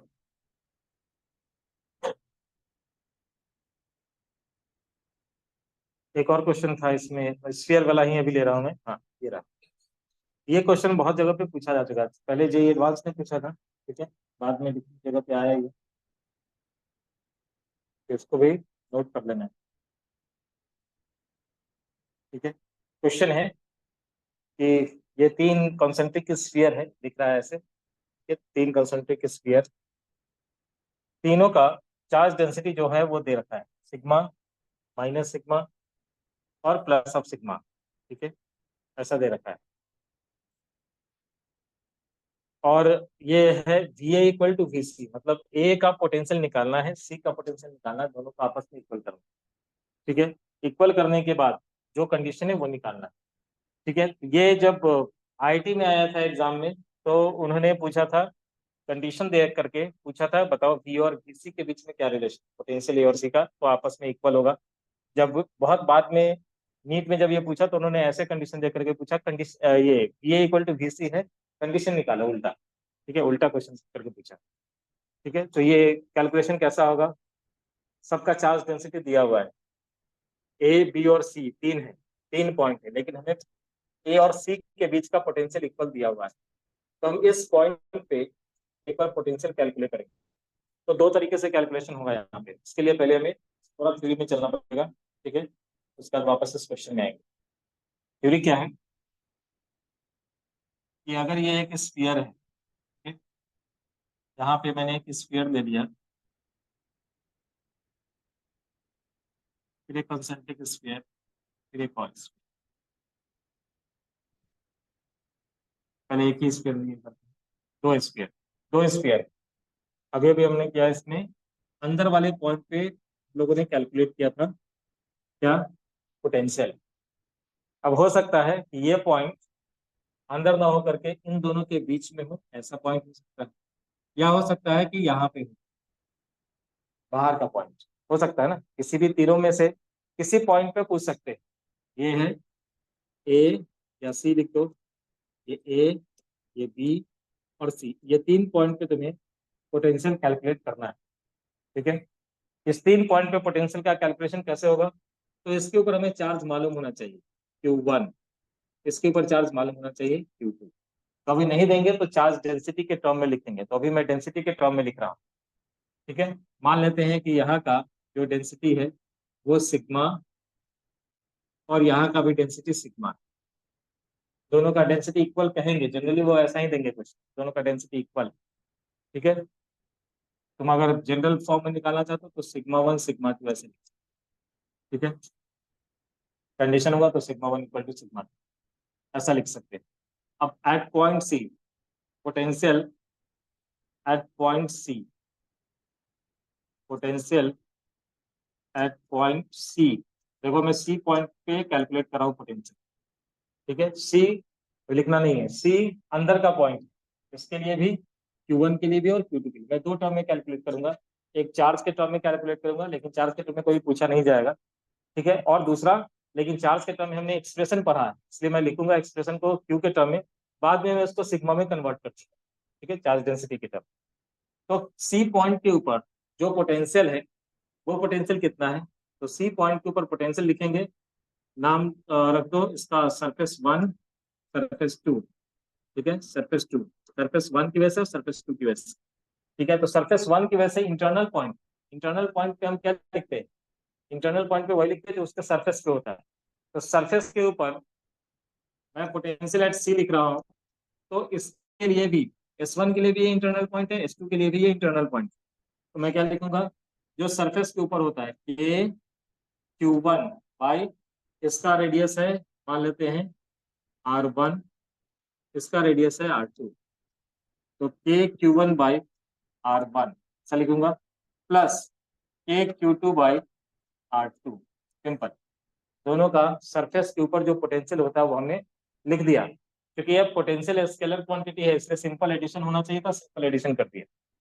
अब Q1 को हम सिग्मा के टर्म में लिखेंगे, सिग्मा के टर्म में क्या लिखेंगे बताओ? सिग्मा के टर्म में क्या लिखेंगे? तो ऐसे लिखेंगे कि सिग्मा इज इक्वल टू होता है Q/4 पाई R1 का स्क्वायर। ठीक है, तो Q1 को अगर हम लिखते हैं इसके टर्म में, सिग्मा के टर्म में, सिग्मा 1 इंटू 4 पाई R1 का स्क्वायर यहाँ पे। उसी तरह से sigma 2 equal to Q2/4 pi R2 का स्क्वायर, उसको हम क्या लिख सकते हैं? Q2 equal to 4 pi R2 का स्क्वायर इंटू सिग्मा 2। अब इन दोनों को अगर सिग्मा के टर्म में लिखेंगे, ये को भी लिख देंगे 1/4 पाई एप्सिलॉन नॉट। Q1 को लिखेंगे क्या सिग्मा के टर्म में? सिग्मा 1 4 पाई R1 का स्क्वायर, नीचे में क्या है यहाँ पे? R1 प्लस के के लिए 1/4 पाई एप्सिलॉन नॉट, इसको क्या लिखेंगे? सिग्मा 2 इंटू 4 पाई R2 का स्क्वायर, नीचे में क्या है? R2 का स्क्वायर। ये R1 कैंसिल, ये R2 कैंसिल, तो जो वैल्यू आया 4 पाई से 4 पाई कैंसिल, सिग्मा 1 R1/एप्सिलॉन नॉट प्लस सिग्मा 2 R2/एप्सिलॉन नॉट, ये आ गया potential at point C point के ऊपर का पोटेंशियल। ठीक है, क्लियर? अगर उन्होंने सिग्मा 1 सिग्मा 2 को इक्वल कहा होता तो तुम यहाँ पे सिग्मा 1 को भी सिग्मा पुट कर दो, इसको भी सिग्मा पुट कर दो, बाहर निकाल लो, कॉमन निकाल लो। ठीक है, तो ऐसा लिख सकते हैं पोटेंशियल एट पॉइंट सी। अब पोटेंशियल निकालना है पॉइंट बी की, ये क्रूशियल है, पहले इतना लिखो। पॉइंट बी के ऊपर जाएंगे तो एक के लिए वो इंटरनल पॉइंट है, दूसरे के लिए एक्सटर्नल पॉइंट। किसके लिए एक्सटर्नल पॉइंट? हाँ, सरफेस, सरफेस एस के लिए वो एक्सटर्नल पॉइंट है, और उसके लिए S2 के लिए वो इंटरनल पॉइंट है। तो कैलकुलेशन चेंज होगा थोड़ा। ठीक है, आते हैं देखते हैं क्या होने वाला है।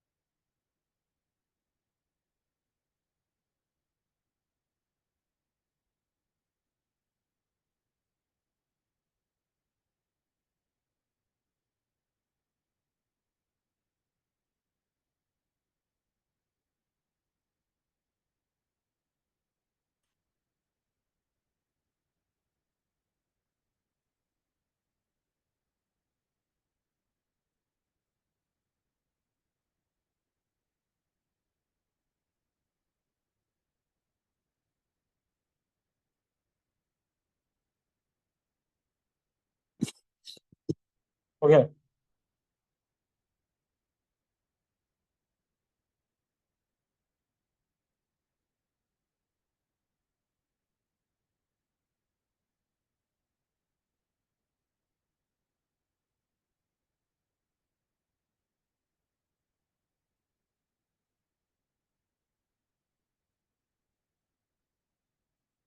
Now potential at point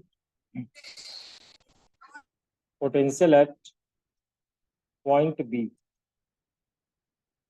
B के लिए, पॉइंट बी के लिए, बी कहाँ का पॉइंट, सरफेस वन के लिए एक्सटर्नल पॉइंट है, और सेकंड वाले सरफेस टू के लिए वो इंटरनल पॉइंट, इसके अंदर में। ठीक है, तो अंदर में और बाहर में पोटेंशियल हम अलग तरीके से लिखते हैं, लिखा था ना। शेल के अंदर क्या लिखते हैं, शेल के अंदर वही लिखते हैं जो उसके सरफेस पे होता है। तो इसके लिए जो हम लिखेंगे, मतलब बी पॉइंट के लिए, तो सेकंड वाले सरफेस के लिए इंटरनल पॉइंट है, तो सेकंड वाले सरफेस पे कितना होता, के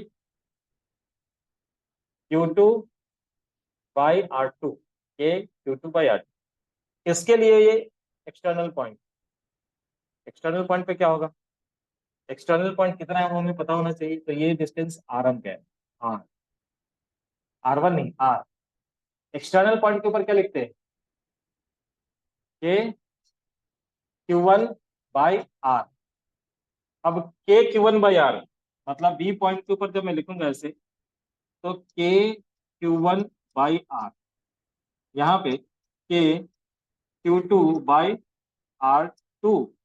R2 क्यों लिखा, क्योंकि इसका रेडियस आर पे, सरफेस पे अगर निकालेंगे के Q2 बाई R2 लिखेंगे, और जब अंदर में कोई पॉइंट हो, तो अंदर में सरफेस के अंदर अगर चला जाता है, तो उसके लिए हम क्या लिखते हैं, जो स्फीयर जो सरफेस के ऊपर है वही पोटेंशियल लिखा जाता है। तो इसके लिए हमने वही पोटेंशियल लिखा जो उसके सरफेस पे होता है, के Q2 बाई R। दूसरे वाले के लिए, पहले वाले के लिए ये एक्सटर्नल पॉइंट है, इसलिए के Q1 बाई जितना डिस्टेंस है यहाँ से एक्सटर्नल पॉइंट का, ठीक है, सेंटर से, वो डिस्टेंस लिख। चेंज कहाँ पे आएगा, चेंज आएगा, देखो यहाँ पे आर कटेगा नहीं, जब तुम इसको सिग्मा के टर्म में ले जाओगे ना, तब यहाँ पे R1 था इसलिए ये कट गया था, लेकिन अभी यहाँ पे आर होगा, ऊपर में R1 का स्क्वायर होगा, तो ये कटेगा नहीं, यहाँ पे कटेगा, यहाँ पे कैंसिल होगा। तो अब सब्स्टिट्यूट करो, के को क्या लिख दो, 1/4 पाई एप्सिलॉन नॉट, ये आर रहेगा। Q1 को क्या लिखूंगा, सिग्मा 1 इंटू 4 पाई R1 का स्क्वायर, ये अलग चीज है, यहाँ पे R1 है, यहाँ पे आर है, ध्यान रहे, plus 1/4 pi epsilon not R2, और Q2 को क्या लिखूंगा, सिग्मा 2 इंटू 4 पाई R2 का स्क्वायर, यहाँ पे कैंसिल होगा। ठीक है, ये R2 का स्क्वायर है, ये R2 से ये वाला कैंसिल होगा। ठीक है, 4 पाई से 4 पाई भी कैंसिल हो जाएगा, 4 पाई से 4 पाई कैंसिल हो गया, लेकिन सिग्मा 1 R1 का square by epsilon naught R ऐसा बचा। E equal to sigma 1 R1 का square by epsilon naught into R, plus plus sigma 2 दूसरे वाले का इंटू R2 का स्क्वायर था, नीचे में एक R2 था, कट गया, सिर्फ R2 बचा ऊपर, नीचे में कोई R नहीं है, सिर्फ एप्सिलॉन नॉट कट रहा। तो पोटेंशियल एट पॉइंट बी ना हुआ। अब सी पॉइंट के लिए, सी पॉइंट जो कि अंदर में था, बी पॉइंट जो कि एक के लिए अंदर था, दूसरे के लिए बाहर था, ए पॉइंट जो दोनों के लिए बाहर, तो दोनों के लिए बाहर है, तो उस केस में ये स्मॉल आर का टर्म नीचे में दोनों में रहेगा। ठीक है, एक्सटर्नल पॉइंट के ऊपर अगर लिखेंगे, तो दोनों के लिए एक्सटर्नल पॉइंट हो गया ना, ये वाला पॉइंट इस सरफेस के लिए S1 के लिए भी एक्सटर्नल पॉइंट है, और दूसरे वाले सरफेस के लिए भी एक्सटर्नल पॉइंट। ठीक है, तो उस केस में कैलकुलेट करके बताओ क्या होगा, पहले बी का लिख लो और उसके बाद सी का कैलकुलेट करके बताओ क्या होगा। बहुत काम का चीज है जो अभी कराया है। ठीक है, क्योंकि डेंसिटी के टर्म में देंगे तब क्या लिखना है। ठीक है, कब ये R1 का स्क्वायर रहेगा ऊपर में, कब आर रहेगा, कब नीचे से आर गायब हो जाएगा, ये सब चीज देखना है कि कंडीशन के ऊपर है। ठीक है,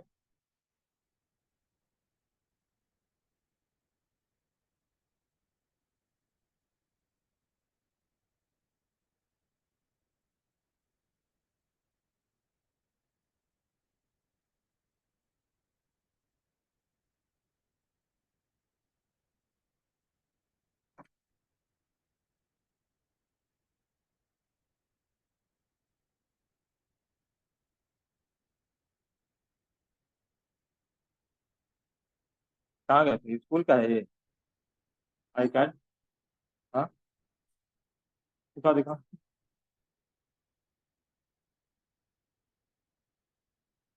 ये आई कार्ड तुम लोग को ऐसा मिलता है स्कूल से? हाँ, ये टेम्पररी है? तो वो क्लास वाइज चेंज होता है क्या? तुम लोग 11th वाला कंटिन्यू नहीं होता है?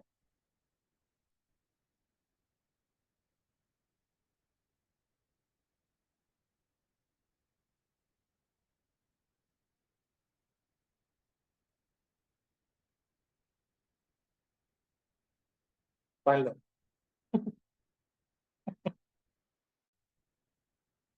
मुझे लगा तुम कहीं से आ रहे हो, किसी दूसरे जगह से, वो कहीं कुछ अटेंड करने गए थे, वहां पे टेम्पररी कार्ड ही ऐसा मिलता है। समझ? स्कूल का कार्ड तो ऐसा नहीं है। चलो। हम्म। ये हो गया। सी वाले पॉइंट पे क्या करेंगे? सी वाले को कह रहा हूँ, ए वाले पॉइंट पे पोटेंशियल एट पॉइंट ए, हटाओ इसको। हाँ, हटा दो। Potential at point A, A वाले पॉइंट पे पोटेंशियल अगर कैलकुलेट करना चाहते हैं तो क्या लिखेंगे? Potential at point A, potential at point A, A वाले पॉइंट पे पोटेंशियल कितना होगा? क्या लिखेंगे बताओ?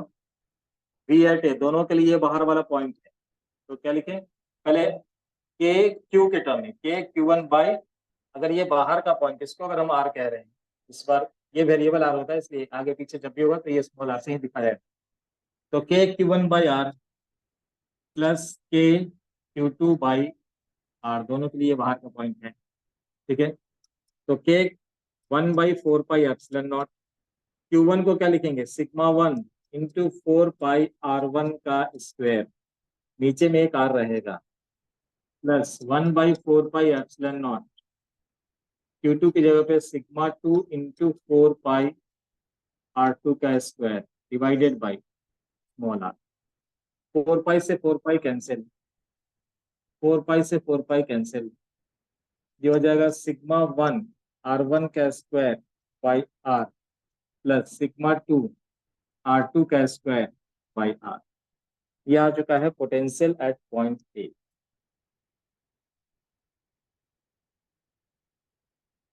एप्सिलॉन नॉट भी रहेगा, एप्सिलॉन नॉट कहीं जाएगा नहीं, एप्सिलॉन नॉट भी रहेगा। ठीक है।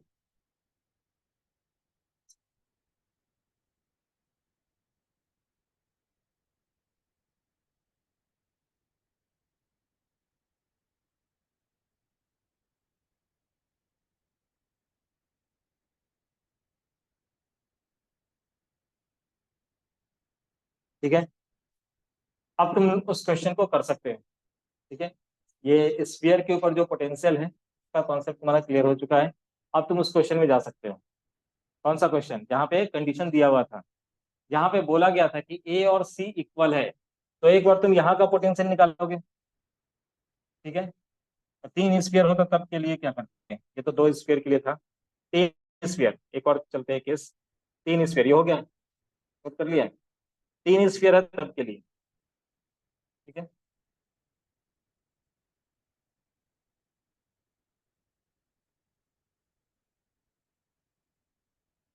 तीन स्फीयर है। अब किसी सरफेस के ऊपर भी पूछा जा सकता है। ठीक है, सरफेस के ऊपर ही पूछा जा सकता है, तुम लोग कर लोगे, कंसेप्ट समझ में आ गया होगा। मान लो कि ये वाला सरफेस दिया हुआ था, इसका पोटेंशियल, इस सरफेस को ए नाम दिया था, इस सरफेस को बी नाम दिया गया था, और इसको सी नाम दिया गया। क्या बताया गया था? ये सिग्मा है, ये भी सिग्मा है, और ये माइनस सिग्मा है, ऐसा बोला गया था। ठीक है, तुम्हें दिया गया था, तुम्हें फाइंड करना था कंडीशन, किसके लिए? जब V A equal to V C है, find the condition, find the condition for V A equal to V C, find the condition for V A equal to V C, V A equal to V C.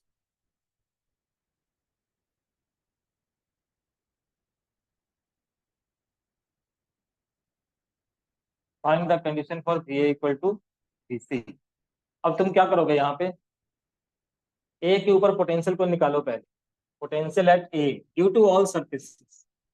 Potential at A जब लिखेंगे, देखो यहाँ पे कुछ charge होगा ना, Q1 होगा, इसके ऊपर भी कुछ चार्ज होगा, ऐसे लिख लो अपने मन से, दिया हुआ नहीं था Q1 Q2 Q3, हमने अपने कन्वीनियंट के लिए लिखा है, दिया हुआ नहीं था, ये दिया हुआ था sigma minus sigma plus sigma. ठीक है, अब ए पॉइंट के ऊपर, ए कहाँ का, इसके लिए एक्स्ट्रा, इसके लिए सरफेस का पॉइंट, इसके लिए पहले वाले सरफेस के लिए क्या है, सरफेस का पॉइंट है, दूसरे वाले सरफेस के लिए इंटरनल पॉइंट है, तीसरे वाले सरफेस के लिए भी ये इंटरनल पॉइंट है। लेकिन तुम्हें पोटेंशियल को लिखना है इन टर्म्स ऑफ डेंसिटी, तो कैसे लिखोगे बोलो? पहले Q1 Q2 के टर्म में लिखना आसान होता है, Q1 को निकाल लो, Q1 क्या है इन टर्म्स ऑफ डेंसिटी, बताओ क्या है? सिग्मा इंटू 4 पाई, क्या था ये, ए बी सी था ना, ऐसा ए बी सी, रेडियस ऐसे दिया होता, तो सिग्मा इंटू 4 पाई ए का स्क्वायर। ठीक है, Q2 कितना होगा, सिग्मा इंटू 4 पाई बी का स्क्वायर माइनस, और Q3 कितना होगा, सिग्मा इंटू 4 पाई सी का स्क्वायर। ठीक है, ऐसा है। अब बताओ, ए सरफेस के ऊपर का पॉइंट है, पहले वाले चार्ज पहले Q1 की वजह से हम लिखेंगे, देखो पोटेंशियल जो आता है वो ड्यू टू ऑल चार्जेस आता है, Q1 की वजह से भी आएगा, Q2 की वजह से भी आएगा, Q3 की वजह से भी आएगा। तो पहले हम Q1 की वजह से लिख रहे हैं, तो के Q1 बाई ए प्लस के Q2, और इस बार क्या लिखूं, क्या लिखूं, ए या बी, रेडियस क्या लिखूं नीचे, हाँ बी, क्योंकि बी के लिए इंटरनल पॉइंट है, इसलिए बाई बी प्लस के Q3 बाई कितना, सी के लिए भी इंटरनल पॉइंट, इसलिए बड़ा वाला रेडियस आएगा सी। ठीक है, अब यहाँ पे ए को 1/4 पाई एप्सिलॉन नॉट, Q1 को मैं क्या लिख सकता हूँ, साइड से बोला वहां पे, सिग्मा इंटू 4 पाई ए का square divided by A plus के 1/4 pi epsilon naught into Q2 को क्या लिखूंगा, माइनस सिग्मा इंटू 4 पाई बी का स्क्वायर, नीचे में क्या लिखूंगा बी प्लस के, यानी 1/4 पाई एप्सिलॉन नॉट, और Q3 को क्या लिखूंगा, सिग्मा इंटू 4 पाई सी का स्क्वायर डिवाइडेड बाई सी। ठीक है, 4 pi cancel, 4 pi cancel, 4 pi cancel, यहाँ पे बी कैंसिल एक, यहाँ पे एक सी कैंसिल, इधर में एक ए कैंसिल। ठीक है, तो क्या आ गया, epsilon naught sigma epsilon naught into A minus sigma B by epsilon naught plus sigma C by epsilon naught. ये आ गया पोटेंशियल एट ए। उसी तरह से पोटेंशियल एट सी कैलकुलेट किया जा सकता है, पोटेंशियल एट सी,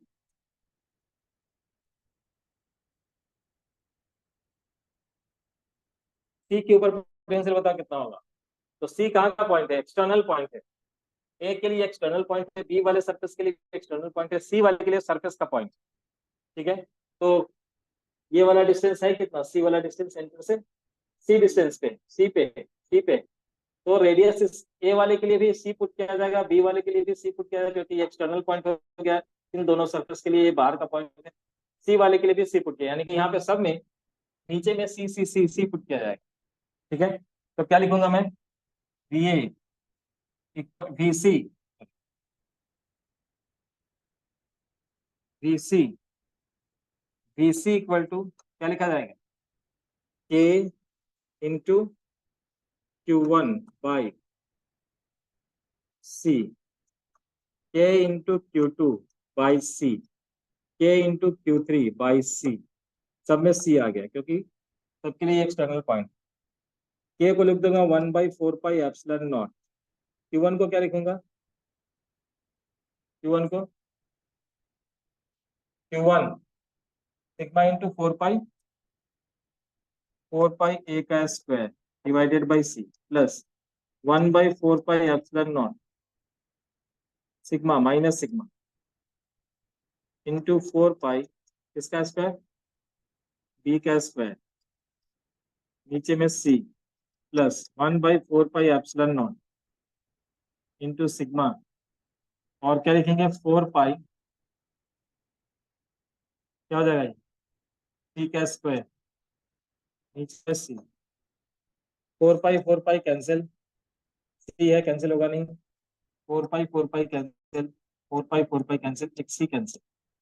ठीक है, तो यहां से कंडीशन क्या आया, B C equal to sigma epsilon naught C into A का square minus sigma B A square by epsilon naught into C plus sigma, इसको भी अगर सी के टर्म में लिखना चाहेंगे तो यहाँ पे C square by C epsilon naught C ऐसा लिख सकते हैं।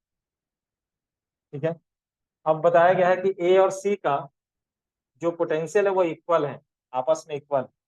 ठीक है, तो क्या लिख सकते हैं इधर में, सिग्मा एप्सिलॉन नॉट सी को बाहर निकाल सकते हैं, A square minus B square plus C square.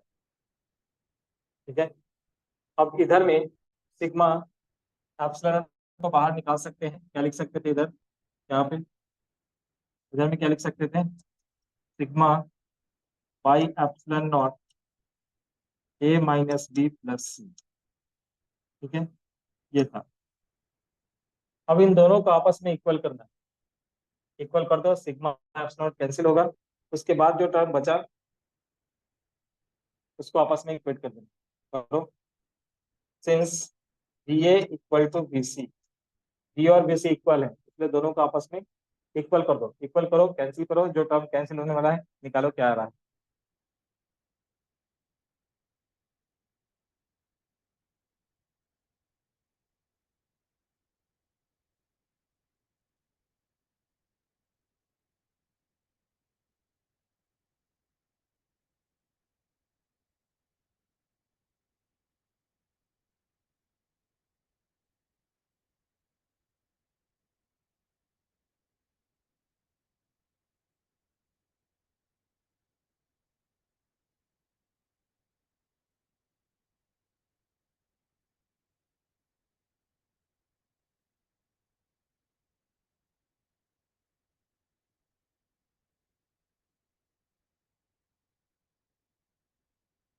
दोनों को इक्वल करो, देखो कुछ कटेगा, कटने के बाद क्या आ रहा है, सी इक्वल टू सही आ रहा है।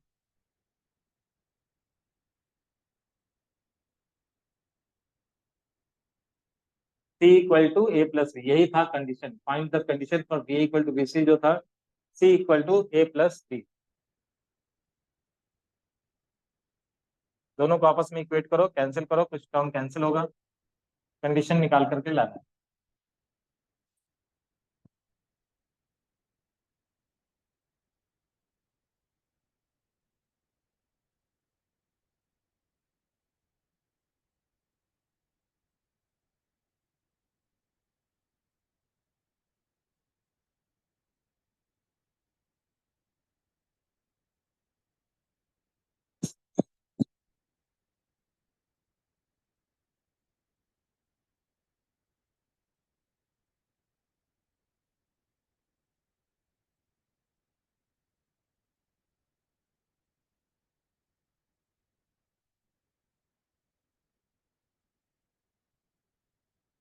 दोनों को इक्वल करो, दोनों के पोटेंशियल को, सिग्मा बाई एप्सिलॉन नॉट, और उधर में क्या था, सिग्मा बाई एप्सिलॉन नॉट सी, दोनों को आपस में इक्वल करो, देखो कौन सा टर्म कैंसिल हो रहा है,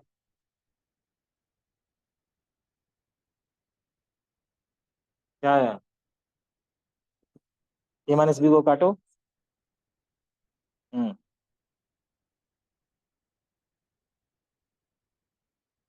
यानी ऊपर में साइड में क्यों लिखा, तुम्हें तो नीचे में लिखना चाहिए कंडीशन जो आया। ठीक है, अब चलो जो B A equal to B C है,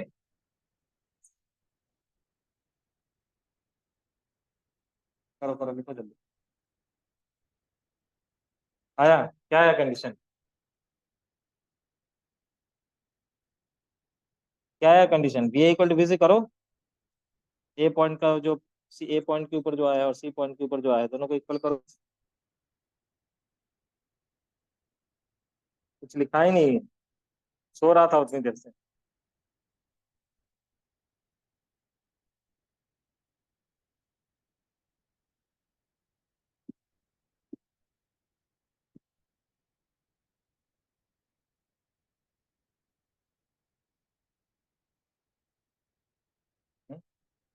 क्या हुआ?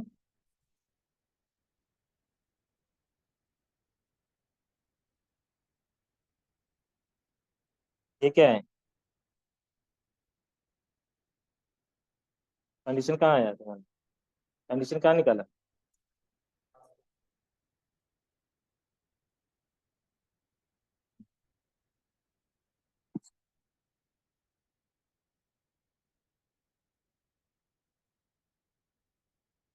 इस टाइप का क्वेश्चन अब हो जाएगा। सरफेस पर सरफेस के ऊपर अगर चार्ज डेंसिटी दे करके देंगे तो इक्वल करो दोनों को एक साथ लिखो। किया या नहीं किया? हम्म। नहीं कर रहे हो। इक्वल करना था वी और वीसी को, वी ए कहाँ निकाला है? हम्म। वी ए ये था, इसमें तुम्हें सिग्मा बाई एप्सिलॉन नॉट को बाहर निकाल के ए माइनस बी प्लस सी को इक्वल करना था। जो अभी निकाला है यहाँ पे सी के ऊपर, इसके साथ इक्वल करना था। क्या कर रहे हो ये? हाँ, मैं दिखा देता हूँ। ठीक है, V A equal to V C दिया हुआ था, वी ए यहाँ पे है और वी सी उधर में कैलकुलेट किया है मैंने। ठीक है, तो V A equal to V C, V A क्या था? V A equal to V C sigma by epsilon naught into A minus B plus C equal to sigma by epsilon naught into C A square minus B square plus C का square. ठीक है, sigma sigma cancel, epsilon naught cancel. क्या बच गया? C बचा है, multiply कर दो। C into A minus B into C plus C into C, C का square equal to A square minus B square plus C का स्क्वायर। सी square cancel, इस दोनों में सी कॉमन है, सी को बाहर निकाल लेते हैं, ए माइनस बी। इसको ओपन कर देते हैं, A minus B into A plus B. ठीक है, ये कैंसिल कैंसिल। सी का वैल्यू किसके इक्वल? ए प्लस बी, यही कंडीशन। यानी कि अगर इसका उल्टा करके पूछा, if C equal to A plus B, then तुम्हें निकालना पड़ेगा V A equal to B. ठीक है, अब क्या होगा? वी ए वी सी के इक्वल होगा।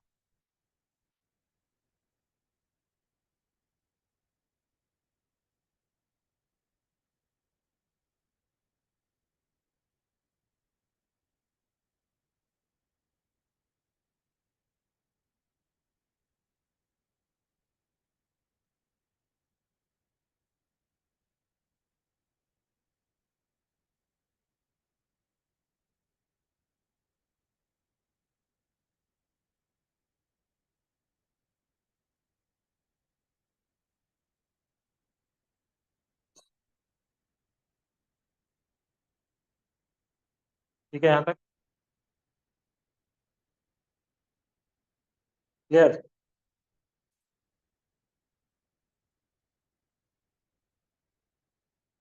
चलो,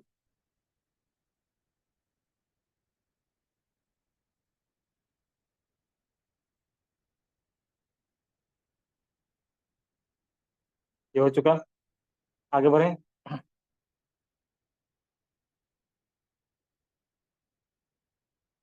एससीबी में हम लोगों ने कहाँ तक कर लिया था? एससी वर्मा में पूरा हो गया था? हाँ, पूरा खत्म।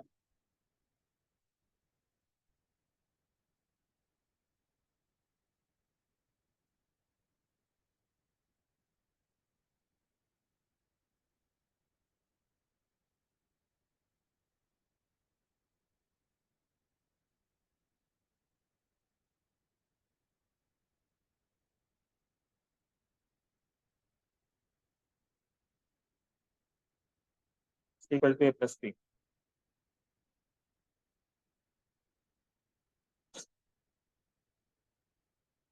डाइपोल ये सब कुछ बता चुका हूँ। Dipole placed in uniform field हो चुका है। Potential energy due to dipole ये बताया था नहीं? और ड्यू टू डाइपोल बताया था, potential energy due to dipole शायद नहीं बताता, ये एक बाकी है। Electric potential due to axial point ये बता चुका हूँ, potential due to dipole. Equatorial line के ऊपर डाइपोल की वजह से बता चुका हूँ।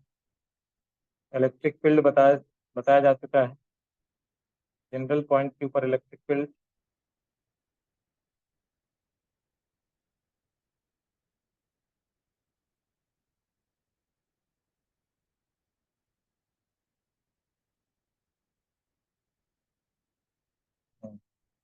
शेयरिंग ऑफ चार्ज नहीं बताया।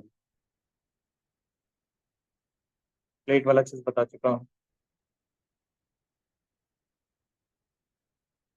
ये हो चुका। हम कुछ चीज है जो बाकी है, देखो।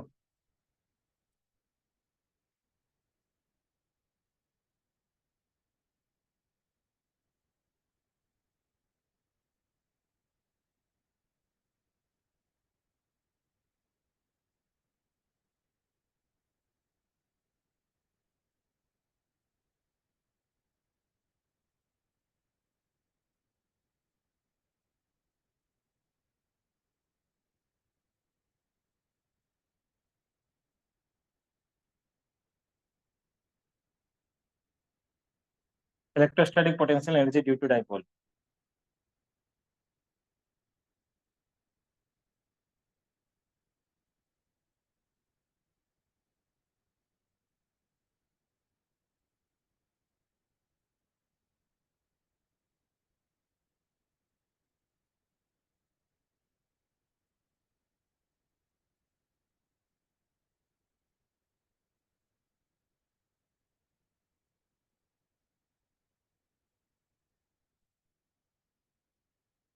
Electrostatic potential energy due to dipole.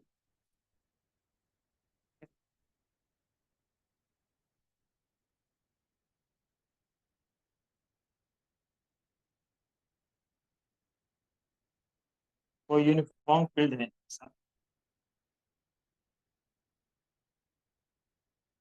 ठीक है। इसमें कोई डाइपोल है।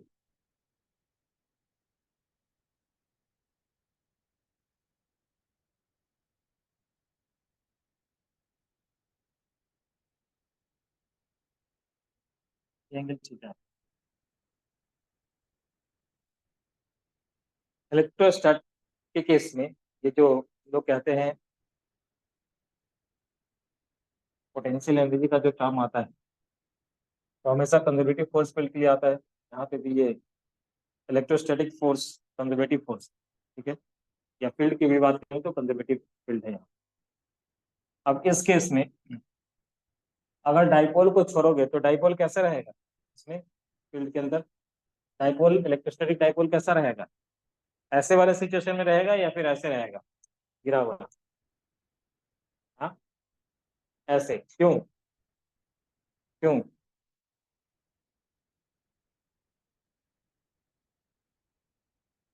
देखो यहाँ पे ये जो पोजीशन है, ये इसका इक्विलिब्रियम का पोजीशन। तुम ऐसे डाइपोल को रख के देखो पहले, ठीक है। मैं यहाँ पे एक डायग्राम बनाऊं, कलर से ड्रॉ कराऊं।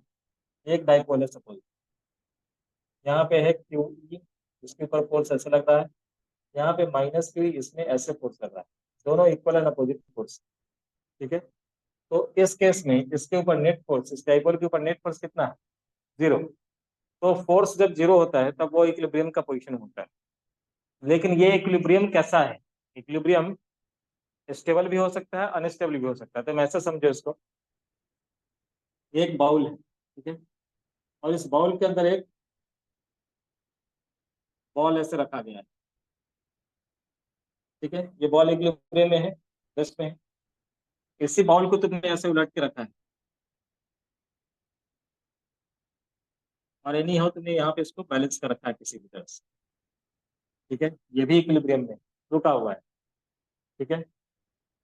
लेकिन ये दोनों इक्विलिब्रियम एक जैसा इक्विलिब्रियम नहीं है। अभी दोनों रेस्ट में, ठीक है। लेकिन इसको अगर तुम स्लाइड डिस्प्लेस करोगे ऐसे, इसका टेंडेंसी होगा वापस से पहले वाले पोजीशन में आने का। इसको तुमने अगर थोड़ा भी डिस्प्लेस किया, ये कभी वापस नहीं आएगा। तो ये अभी इक्विलिब्रियम में है, लेकिन ये इक्विलिब्रियम अनस्टेबल, थोड़ा सा भी अगर डिस्टर्ब होगा परमानेंट चेंज आ जाएगा। इसको अगर तुम डिस्टर्ब करोगे, वापस से अपने पोजीशन में आना चाहेगा। जब इसको छोड़ोगे वापस से मेन पोजीशन की तरफ आएगा। ये वापस से ऊपर जाएगा क्या? नहीं जाएगा, ठीक है, ये वापस से ऊपर नहीं जाएगा। तो ये इक्विलिब्रियम अनस्टेबल इक्विलिब्रियम, और ये जो इक्विलिब्रियम है वो स्टेबल इक्विलिब्रियम। इक्विलिब्रियम भी दो टाइप का होता है। तो यहाँ पे अगर ऐसे वाले सिचुएशन में हम रखते हैं, ये इक्विलिब्रियम स्टेबल इक्विलिब्रियम। क्यों? क्योंकि यहाँ पे डाइपोल का जो एक्सिस है निगेटिव से पॉजिटिव की तरफ, जो डाइपोल का डायरेक्शन है वो निगेटिव से पॉजिटिव की तरफ होता है, एक्सिस बेस का इसी के अलॉन्ग हो। यानी कि ये इसके साथ 0 डिग्री पे, एक्सिस के साथ ये एंगल कितना है? 0। तो जब ये 0 होगा, जब थीटा की वैल्यू 0 है, तब जो इक्विलिब्रियम है वो कैसा है? स्टेबल इक्विलिब्रियम है। लेकिन तुम इसके उल्टा सोचो, इसको तुमने उल्टा रख दिया ऐसे, प्लस क्यू को ऐसे रखा, माइनस क्यू को इधर की तरफ रखा, मतलब तुमने उलट के रख दिया। पहले ऐसे था, ये वाला प्लस चार्ज था, ये वाला माइनस चार्ज था, पहले ऐसे था इक्विलिब्रियम। अब तुमने इसको ऐसे रखा है। सोच के देखते हैं अगर उल्टा रखते हैं तब क्या होता है। मान लो कि यहाँ पे हमने पहले नेगेटिव चार्ज था, यहाँ पे इस बार हमने पॉजिटिव चार्ज रख दिया, इसका डायरेक्शन इधर की तरफ है। यहाँ पे हमने नेगेटिव चार्ज रख दिया, इलेक्ट्रिक फील्ड इधर की तरफ, इसके ऊपर फोर्स ऐसे लग रहा होगा, क्यों? बताओ, इसके ऊपर फोर्स ऐसे लग रहा है, इसके ऊपर फोर्स ऐसे लग रहा है, तो ये भी एक दूसरे का अपोजिट है। नेट फोर्स क्या है यहाँ पे? 0। ये भी सिस्टम इक्विलिब्रियम में ही है, नेट फोर्स 0 होने से इक्विलिब्रियम कंडीशन आ जाता है।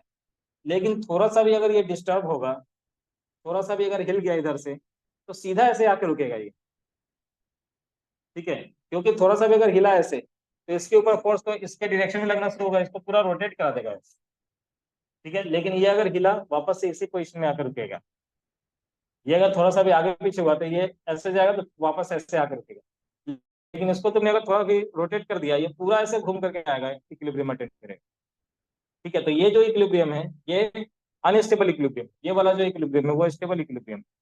तो जब थीटा की वैल्यू 180 डिग्री है, तब भी इक्विलिब्रियम है, नेट फोर्स 0 हो रहा है, देखो यहाँ, ये भी इक्विलिब्रियम का पोजीशन है। लेकिन यहाँ पे डाइपोल का जो डायरेक्शन है, डाइपोल मोमेंट का डायरेक्शन किधर से? निगेटिव से पॉजिटिव की तरफ था, और यहाँ पे तुमने उल्टा रख दिया है, इसको पॉजिटिव से निगेटिव रख दिया। तो इसमें डाइपोल का डायरेक्शन दोनों एक ही डायरेक्शन, डाइपोल का डायरेक्शन और फील्ड का डायरेक्शन एक ही है, यहाँ पे उल्टा है, ठीक है। तो इस सिचुएशन में यहाँ पे डाइपोल का डायरेक्शन ऐसा होगा, फील्ड का डायरेक्शन ऐसा है, दोनों एक दूसरे से 180 डिग्री पे। यहाँ पे थीटा की वैल्यू 180 डिग्री है, ये भी इक्विलिब्रियम है। लेकिन ये इक्विलिब्रियम अनस्टेबल इक्विलिब्रियम, ये वाला इक्विलिब्रियम स्टेबल इक्विलिब्रियम, ठीक है। तो इक्विलिब्रियम भी दो टाइप का होगा, स्टेबल, अनस्टेबल, ठीक है। तो यहाँ पे हम डिस्कशन करेंगे वो इक्विलिब्रियम का। हाँ,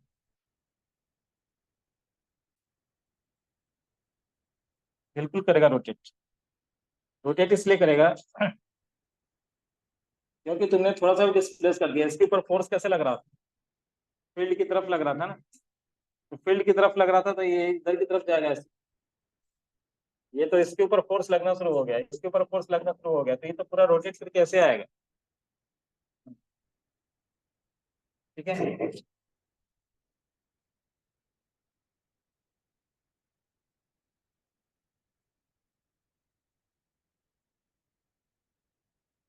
चलो, तो यहाँ पे हम लोग जो कैलकुलेट करेंगे वो गॉर्डन कैलकुलेट करेंगे, ठीक है। D W equal to tau into D theta. Tau का वैल्यू क्या लिखा था लास्ट क्लास में?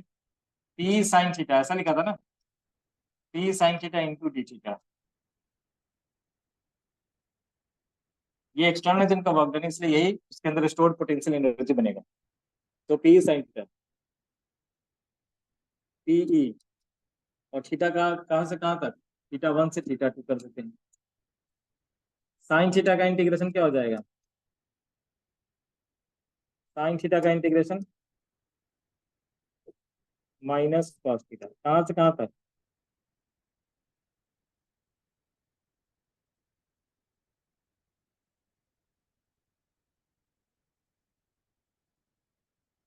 इसी को मल्टीप्लाई कर दो माइनस को,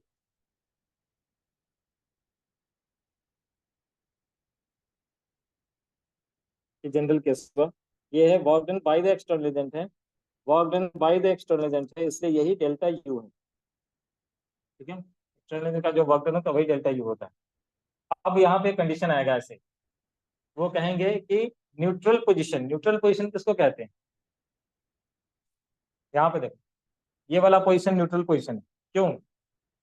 अगर ये क्यू ई ऊपर की तरफ है, ये क्यू ई नीचे की तरफ है, इसके ऊपर फोर्स ऐसे, इसके ऊपर फोर्स ऐसे, नेट फोर्स क्या है? जीरो। ये भी इक्विलिब्रियम है, लेकिन ये न्यूट्रल इक्विलिब्रियम। यहाँ से वो ऐसे भी जा सकता है, ऐसे भी जा सकता है, इसलिए इसको न्यूट्रल इक्विलिब्रियम कहते हैं। ठीक है, तो न्यूट्रल इक्विलिब्रियम होता है थीटा इक्वल टू 90 पे, 90। तो when theta is equal to case one, यहाँ से when theta one equal to 90, मतलब न्यूट्रल इक्विलिब्रियम से, and theta two equal to theta, 90 से थीटा पे जाना है इसको ऐसे। ठीक है, तो उसमें कितना वर्क डन करना पड़ेगा? डेल्टा यू इक्वल टू, या चेंज इन पोटेंशियल एनर्जी कितना होगा? P cos 90 minus cos theta. तो this one is minus P cos theta, ऐसा हो जाएगा ये डेल्टा यू। ठीक है, minus of P cos theta. और जब थीटा वन का वैल्यू 180 से अगर वो जा रहा है जीरो तक, मतलब ऐसा कहेंगे कि कितना चेंज इन पोटेंशियल एनर्जी हुआ है जब डाइपोल जो है वो अनस्टेबल इक्विलिब्रियम से स्टेबल इक्विलिब्रियम में चला आया। अनस्टेबल इक्विलिब्रियम से स्टेबल इक्विलिब्रियम, अनस्टेबल इक्विलिब्रियम मतलब थीटा वन का वैल्यू कितना हो गया? 180। और स्टेबल इक्विलिब्रियम का मतलब थीटा टू का वैल्यू हो गया zero. Stable equilibrium is zero, neutral equilibrium का मतलब 90 degree. Theta equal to 90 signifies क्या? Neutral equilibrium. ठीक है, theta equal to zero, stable equilibrium.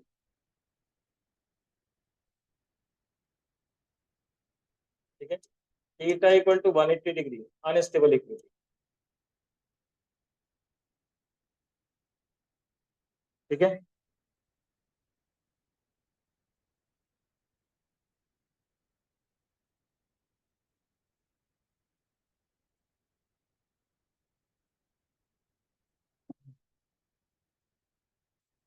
Six, हाँ 615।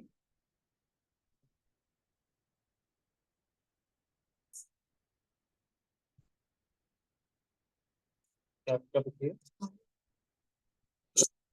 ये तो बताया, बार बार घूम फिर के वहीं पे चली आ रही है। 180 का मतलब उल्टा ऐसे रखा है, उसको थोड़ा भी डिस्टर्ब करें तो ये ऐसे आकर रुकेगा ना। अनस्टेबल इक्विलिब्रियम, इक्विलिब्रियम इसलिए करेंगे क्योंकि नेट फोर्स जीरो है। ये समझ नहीं रही है अभी? नहीं नहीं है ना क्लियर तुम्हारा? हाँ हाँ या ना? नहीं है। स्टेबल इक्विलिब्रियम इसको करें, ये मान लो कि पॉजिटिव चार्ज है और ये नेगेटिव चार्ज। तो पॉजिटिव चार्ज अगर फील्ड के डायरेक्शन में है तो नेट फोर्स इसके ऊपर कैसे लग रहा होगा? इधर की तरफ, इसके ऊपर इधर की तरफ, जिसके कारण इक्विलिब्रियम में रहेगा। ठीक है, लेकिन ये इक्विलिब्रियम स्टेबल इक्विलिब्रियम में, क्यों? क्योंकि ये फील्ड के अलॉन्ग ही ये पॉजिटिव वाला चार्ज। लेकिन इसको अगर तुमने उल्टा रखा है ऐसे, अब फील्ड के अलॉन्ग चार्ज, इसके ऊपर फोर्स ऐसे लग रहा है, इसके ऊपर फोर्स ऐसे लगना शुरू हुआ फील्ड के अगेंस्ट, नेगेटिव चार्ज पे फील्ड के against.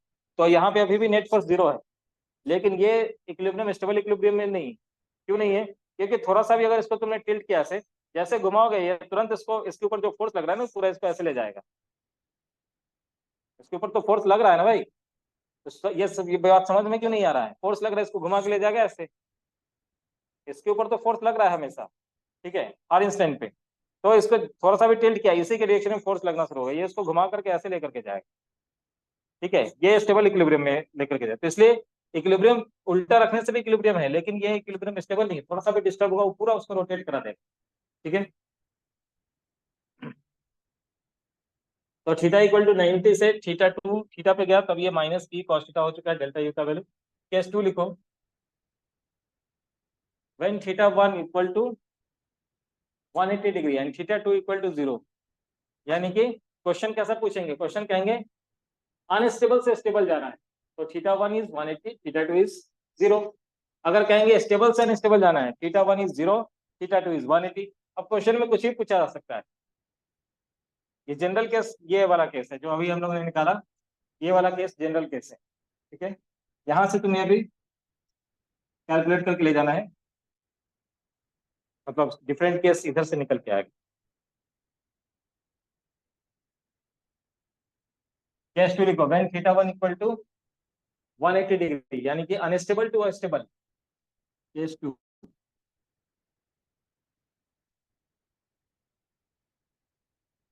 Unstable equilibrium to stable equilibrium. Unstable से स्टेबल जाने में कितना वर्क डन होगा? डेल्टा यू इक्वल, क्या लिखेंगे? कॉस 180 -1 हो गया, -0, तो ये -2p, -2p। स्टेबल से अनस्टेबल जाने में, स्टेबल से अनस्टेबल जाने में +2p।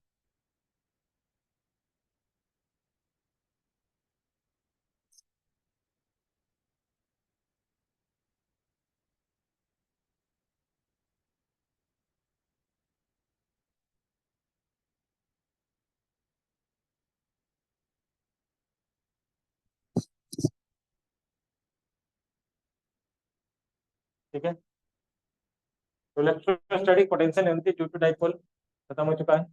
ऑलमोस्ट पूरा टॉपिक ये कवर हो चुका है। अगर कुछ भी छूट गया होगा तो देखना, क्वेश्चन बनाते हुए तो आ ही जाएगा।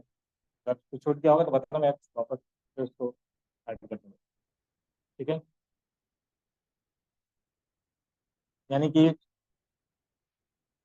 नेक्स्ट वाला जो क्लास है वो कैपेसिटर के ऊपर होगा, कैपेसिटर स्टार्ट होगा नेक्स्ट वाले क्लास, यानी कि वेडनेसडे। ठीक है, Wednesday capacitor start, capacitor Wednesday भी होगा, उसके बाद वाले जो वीक में चलेगा, फिर दोबारा चैप्टर है। ठीक है,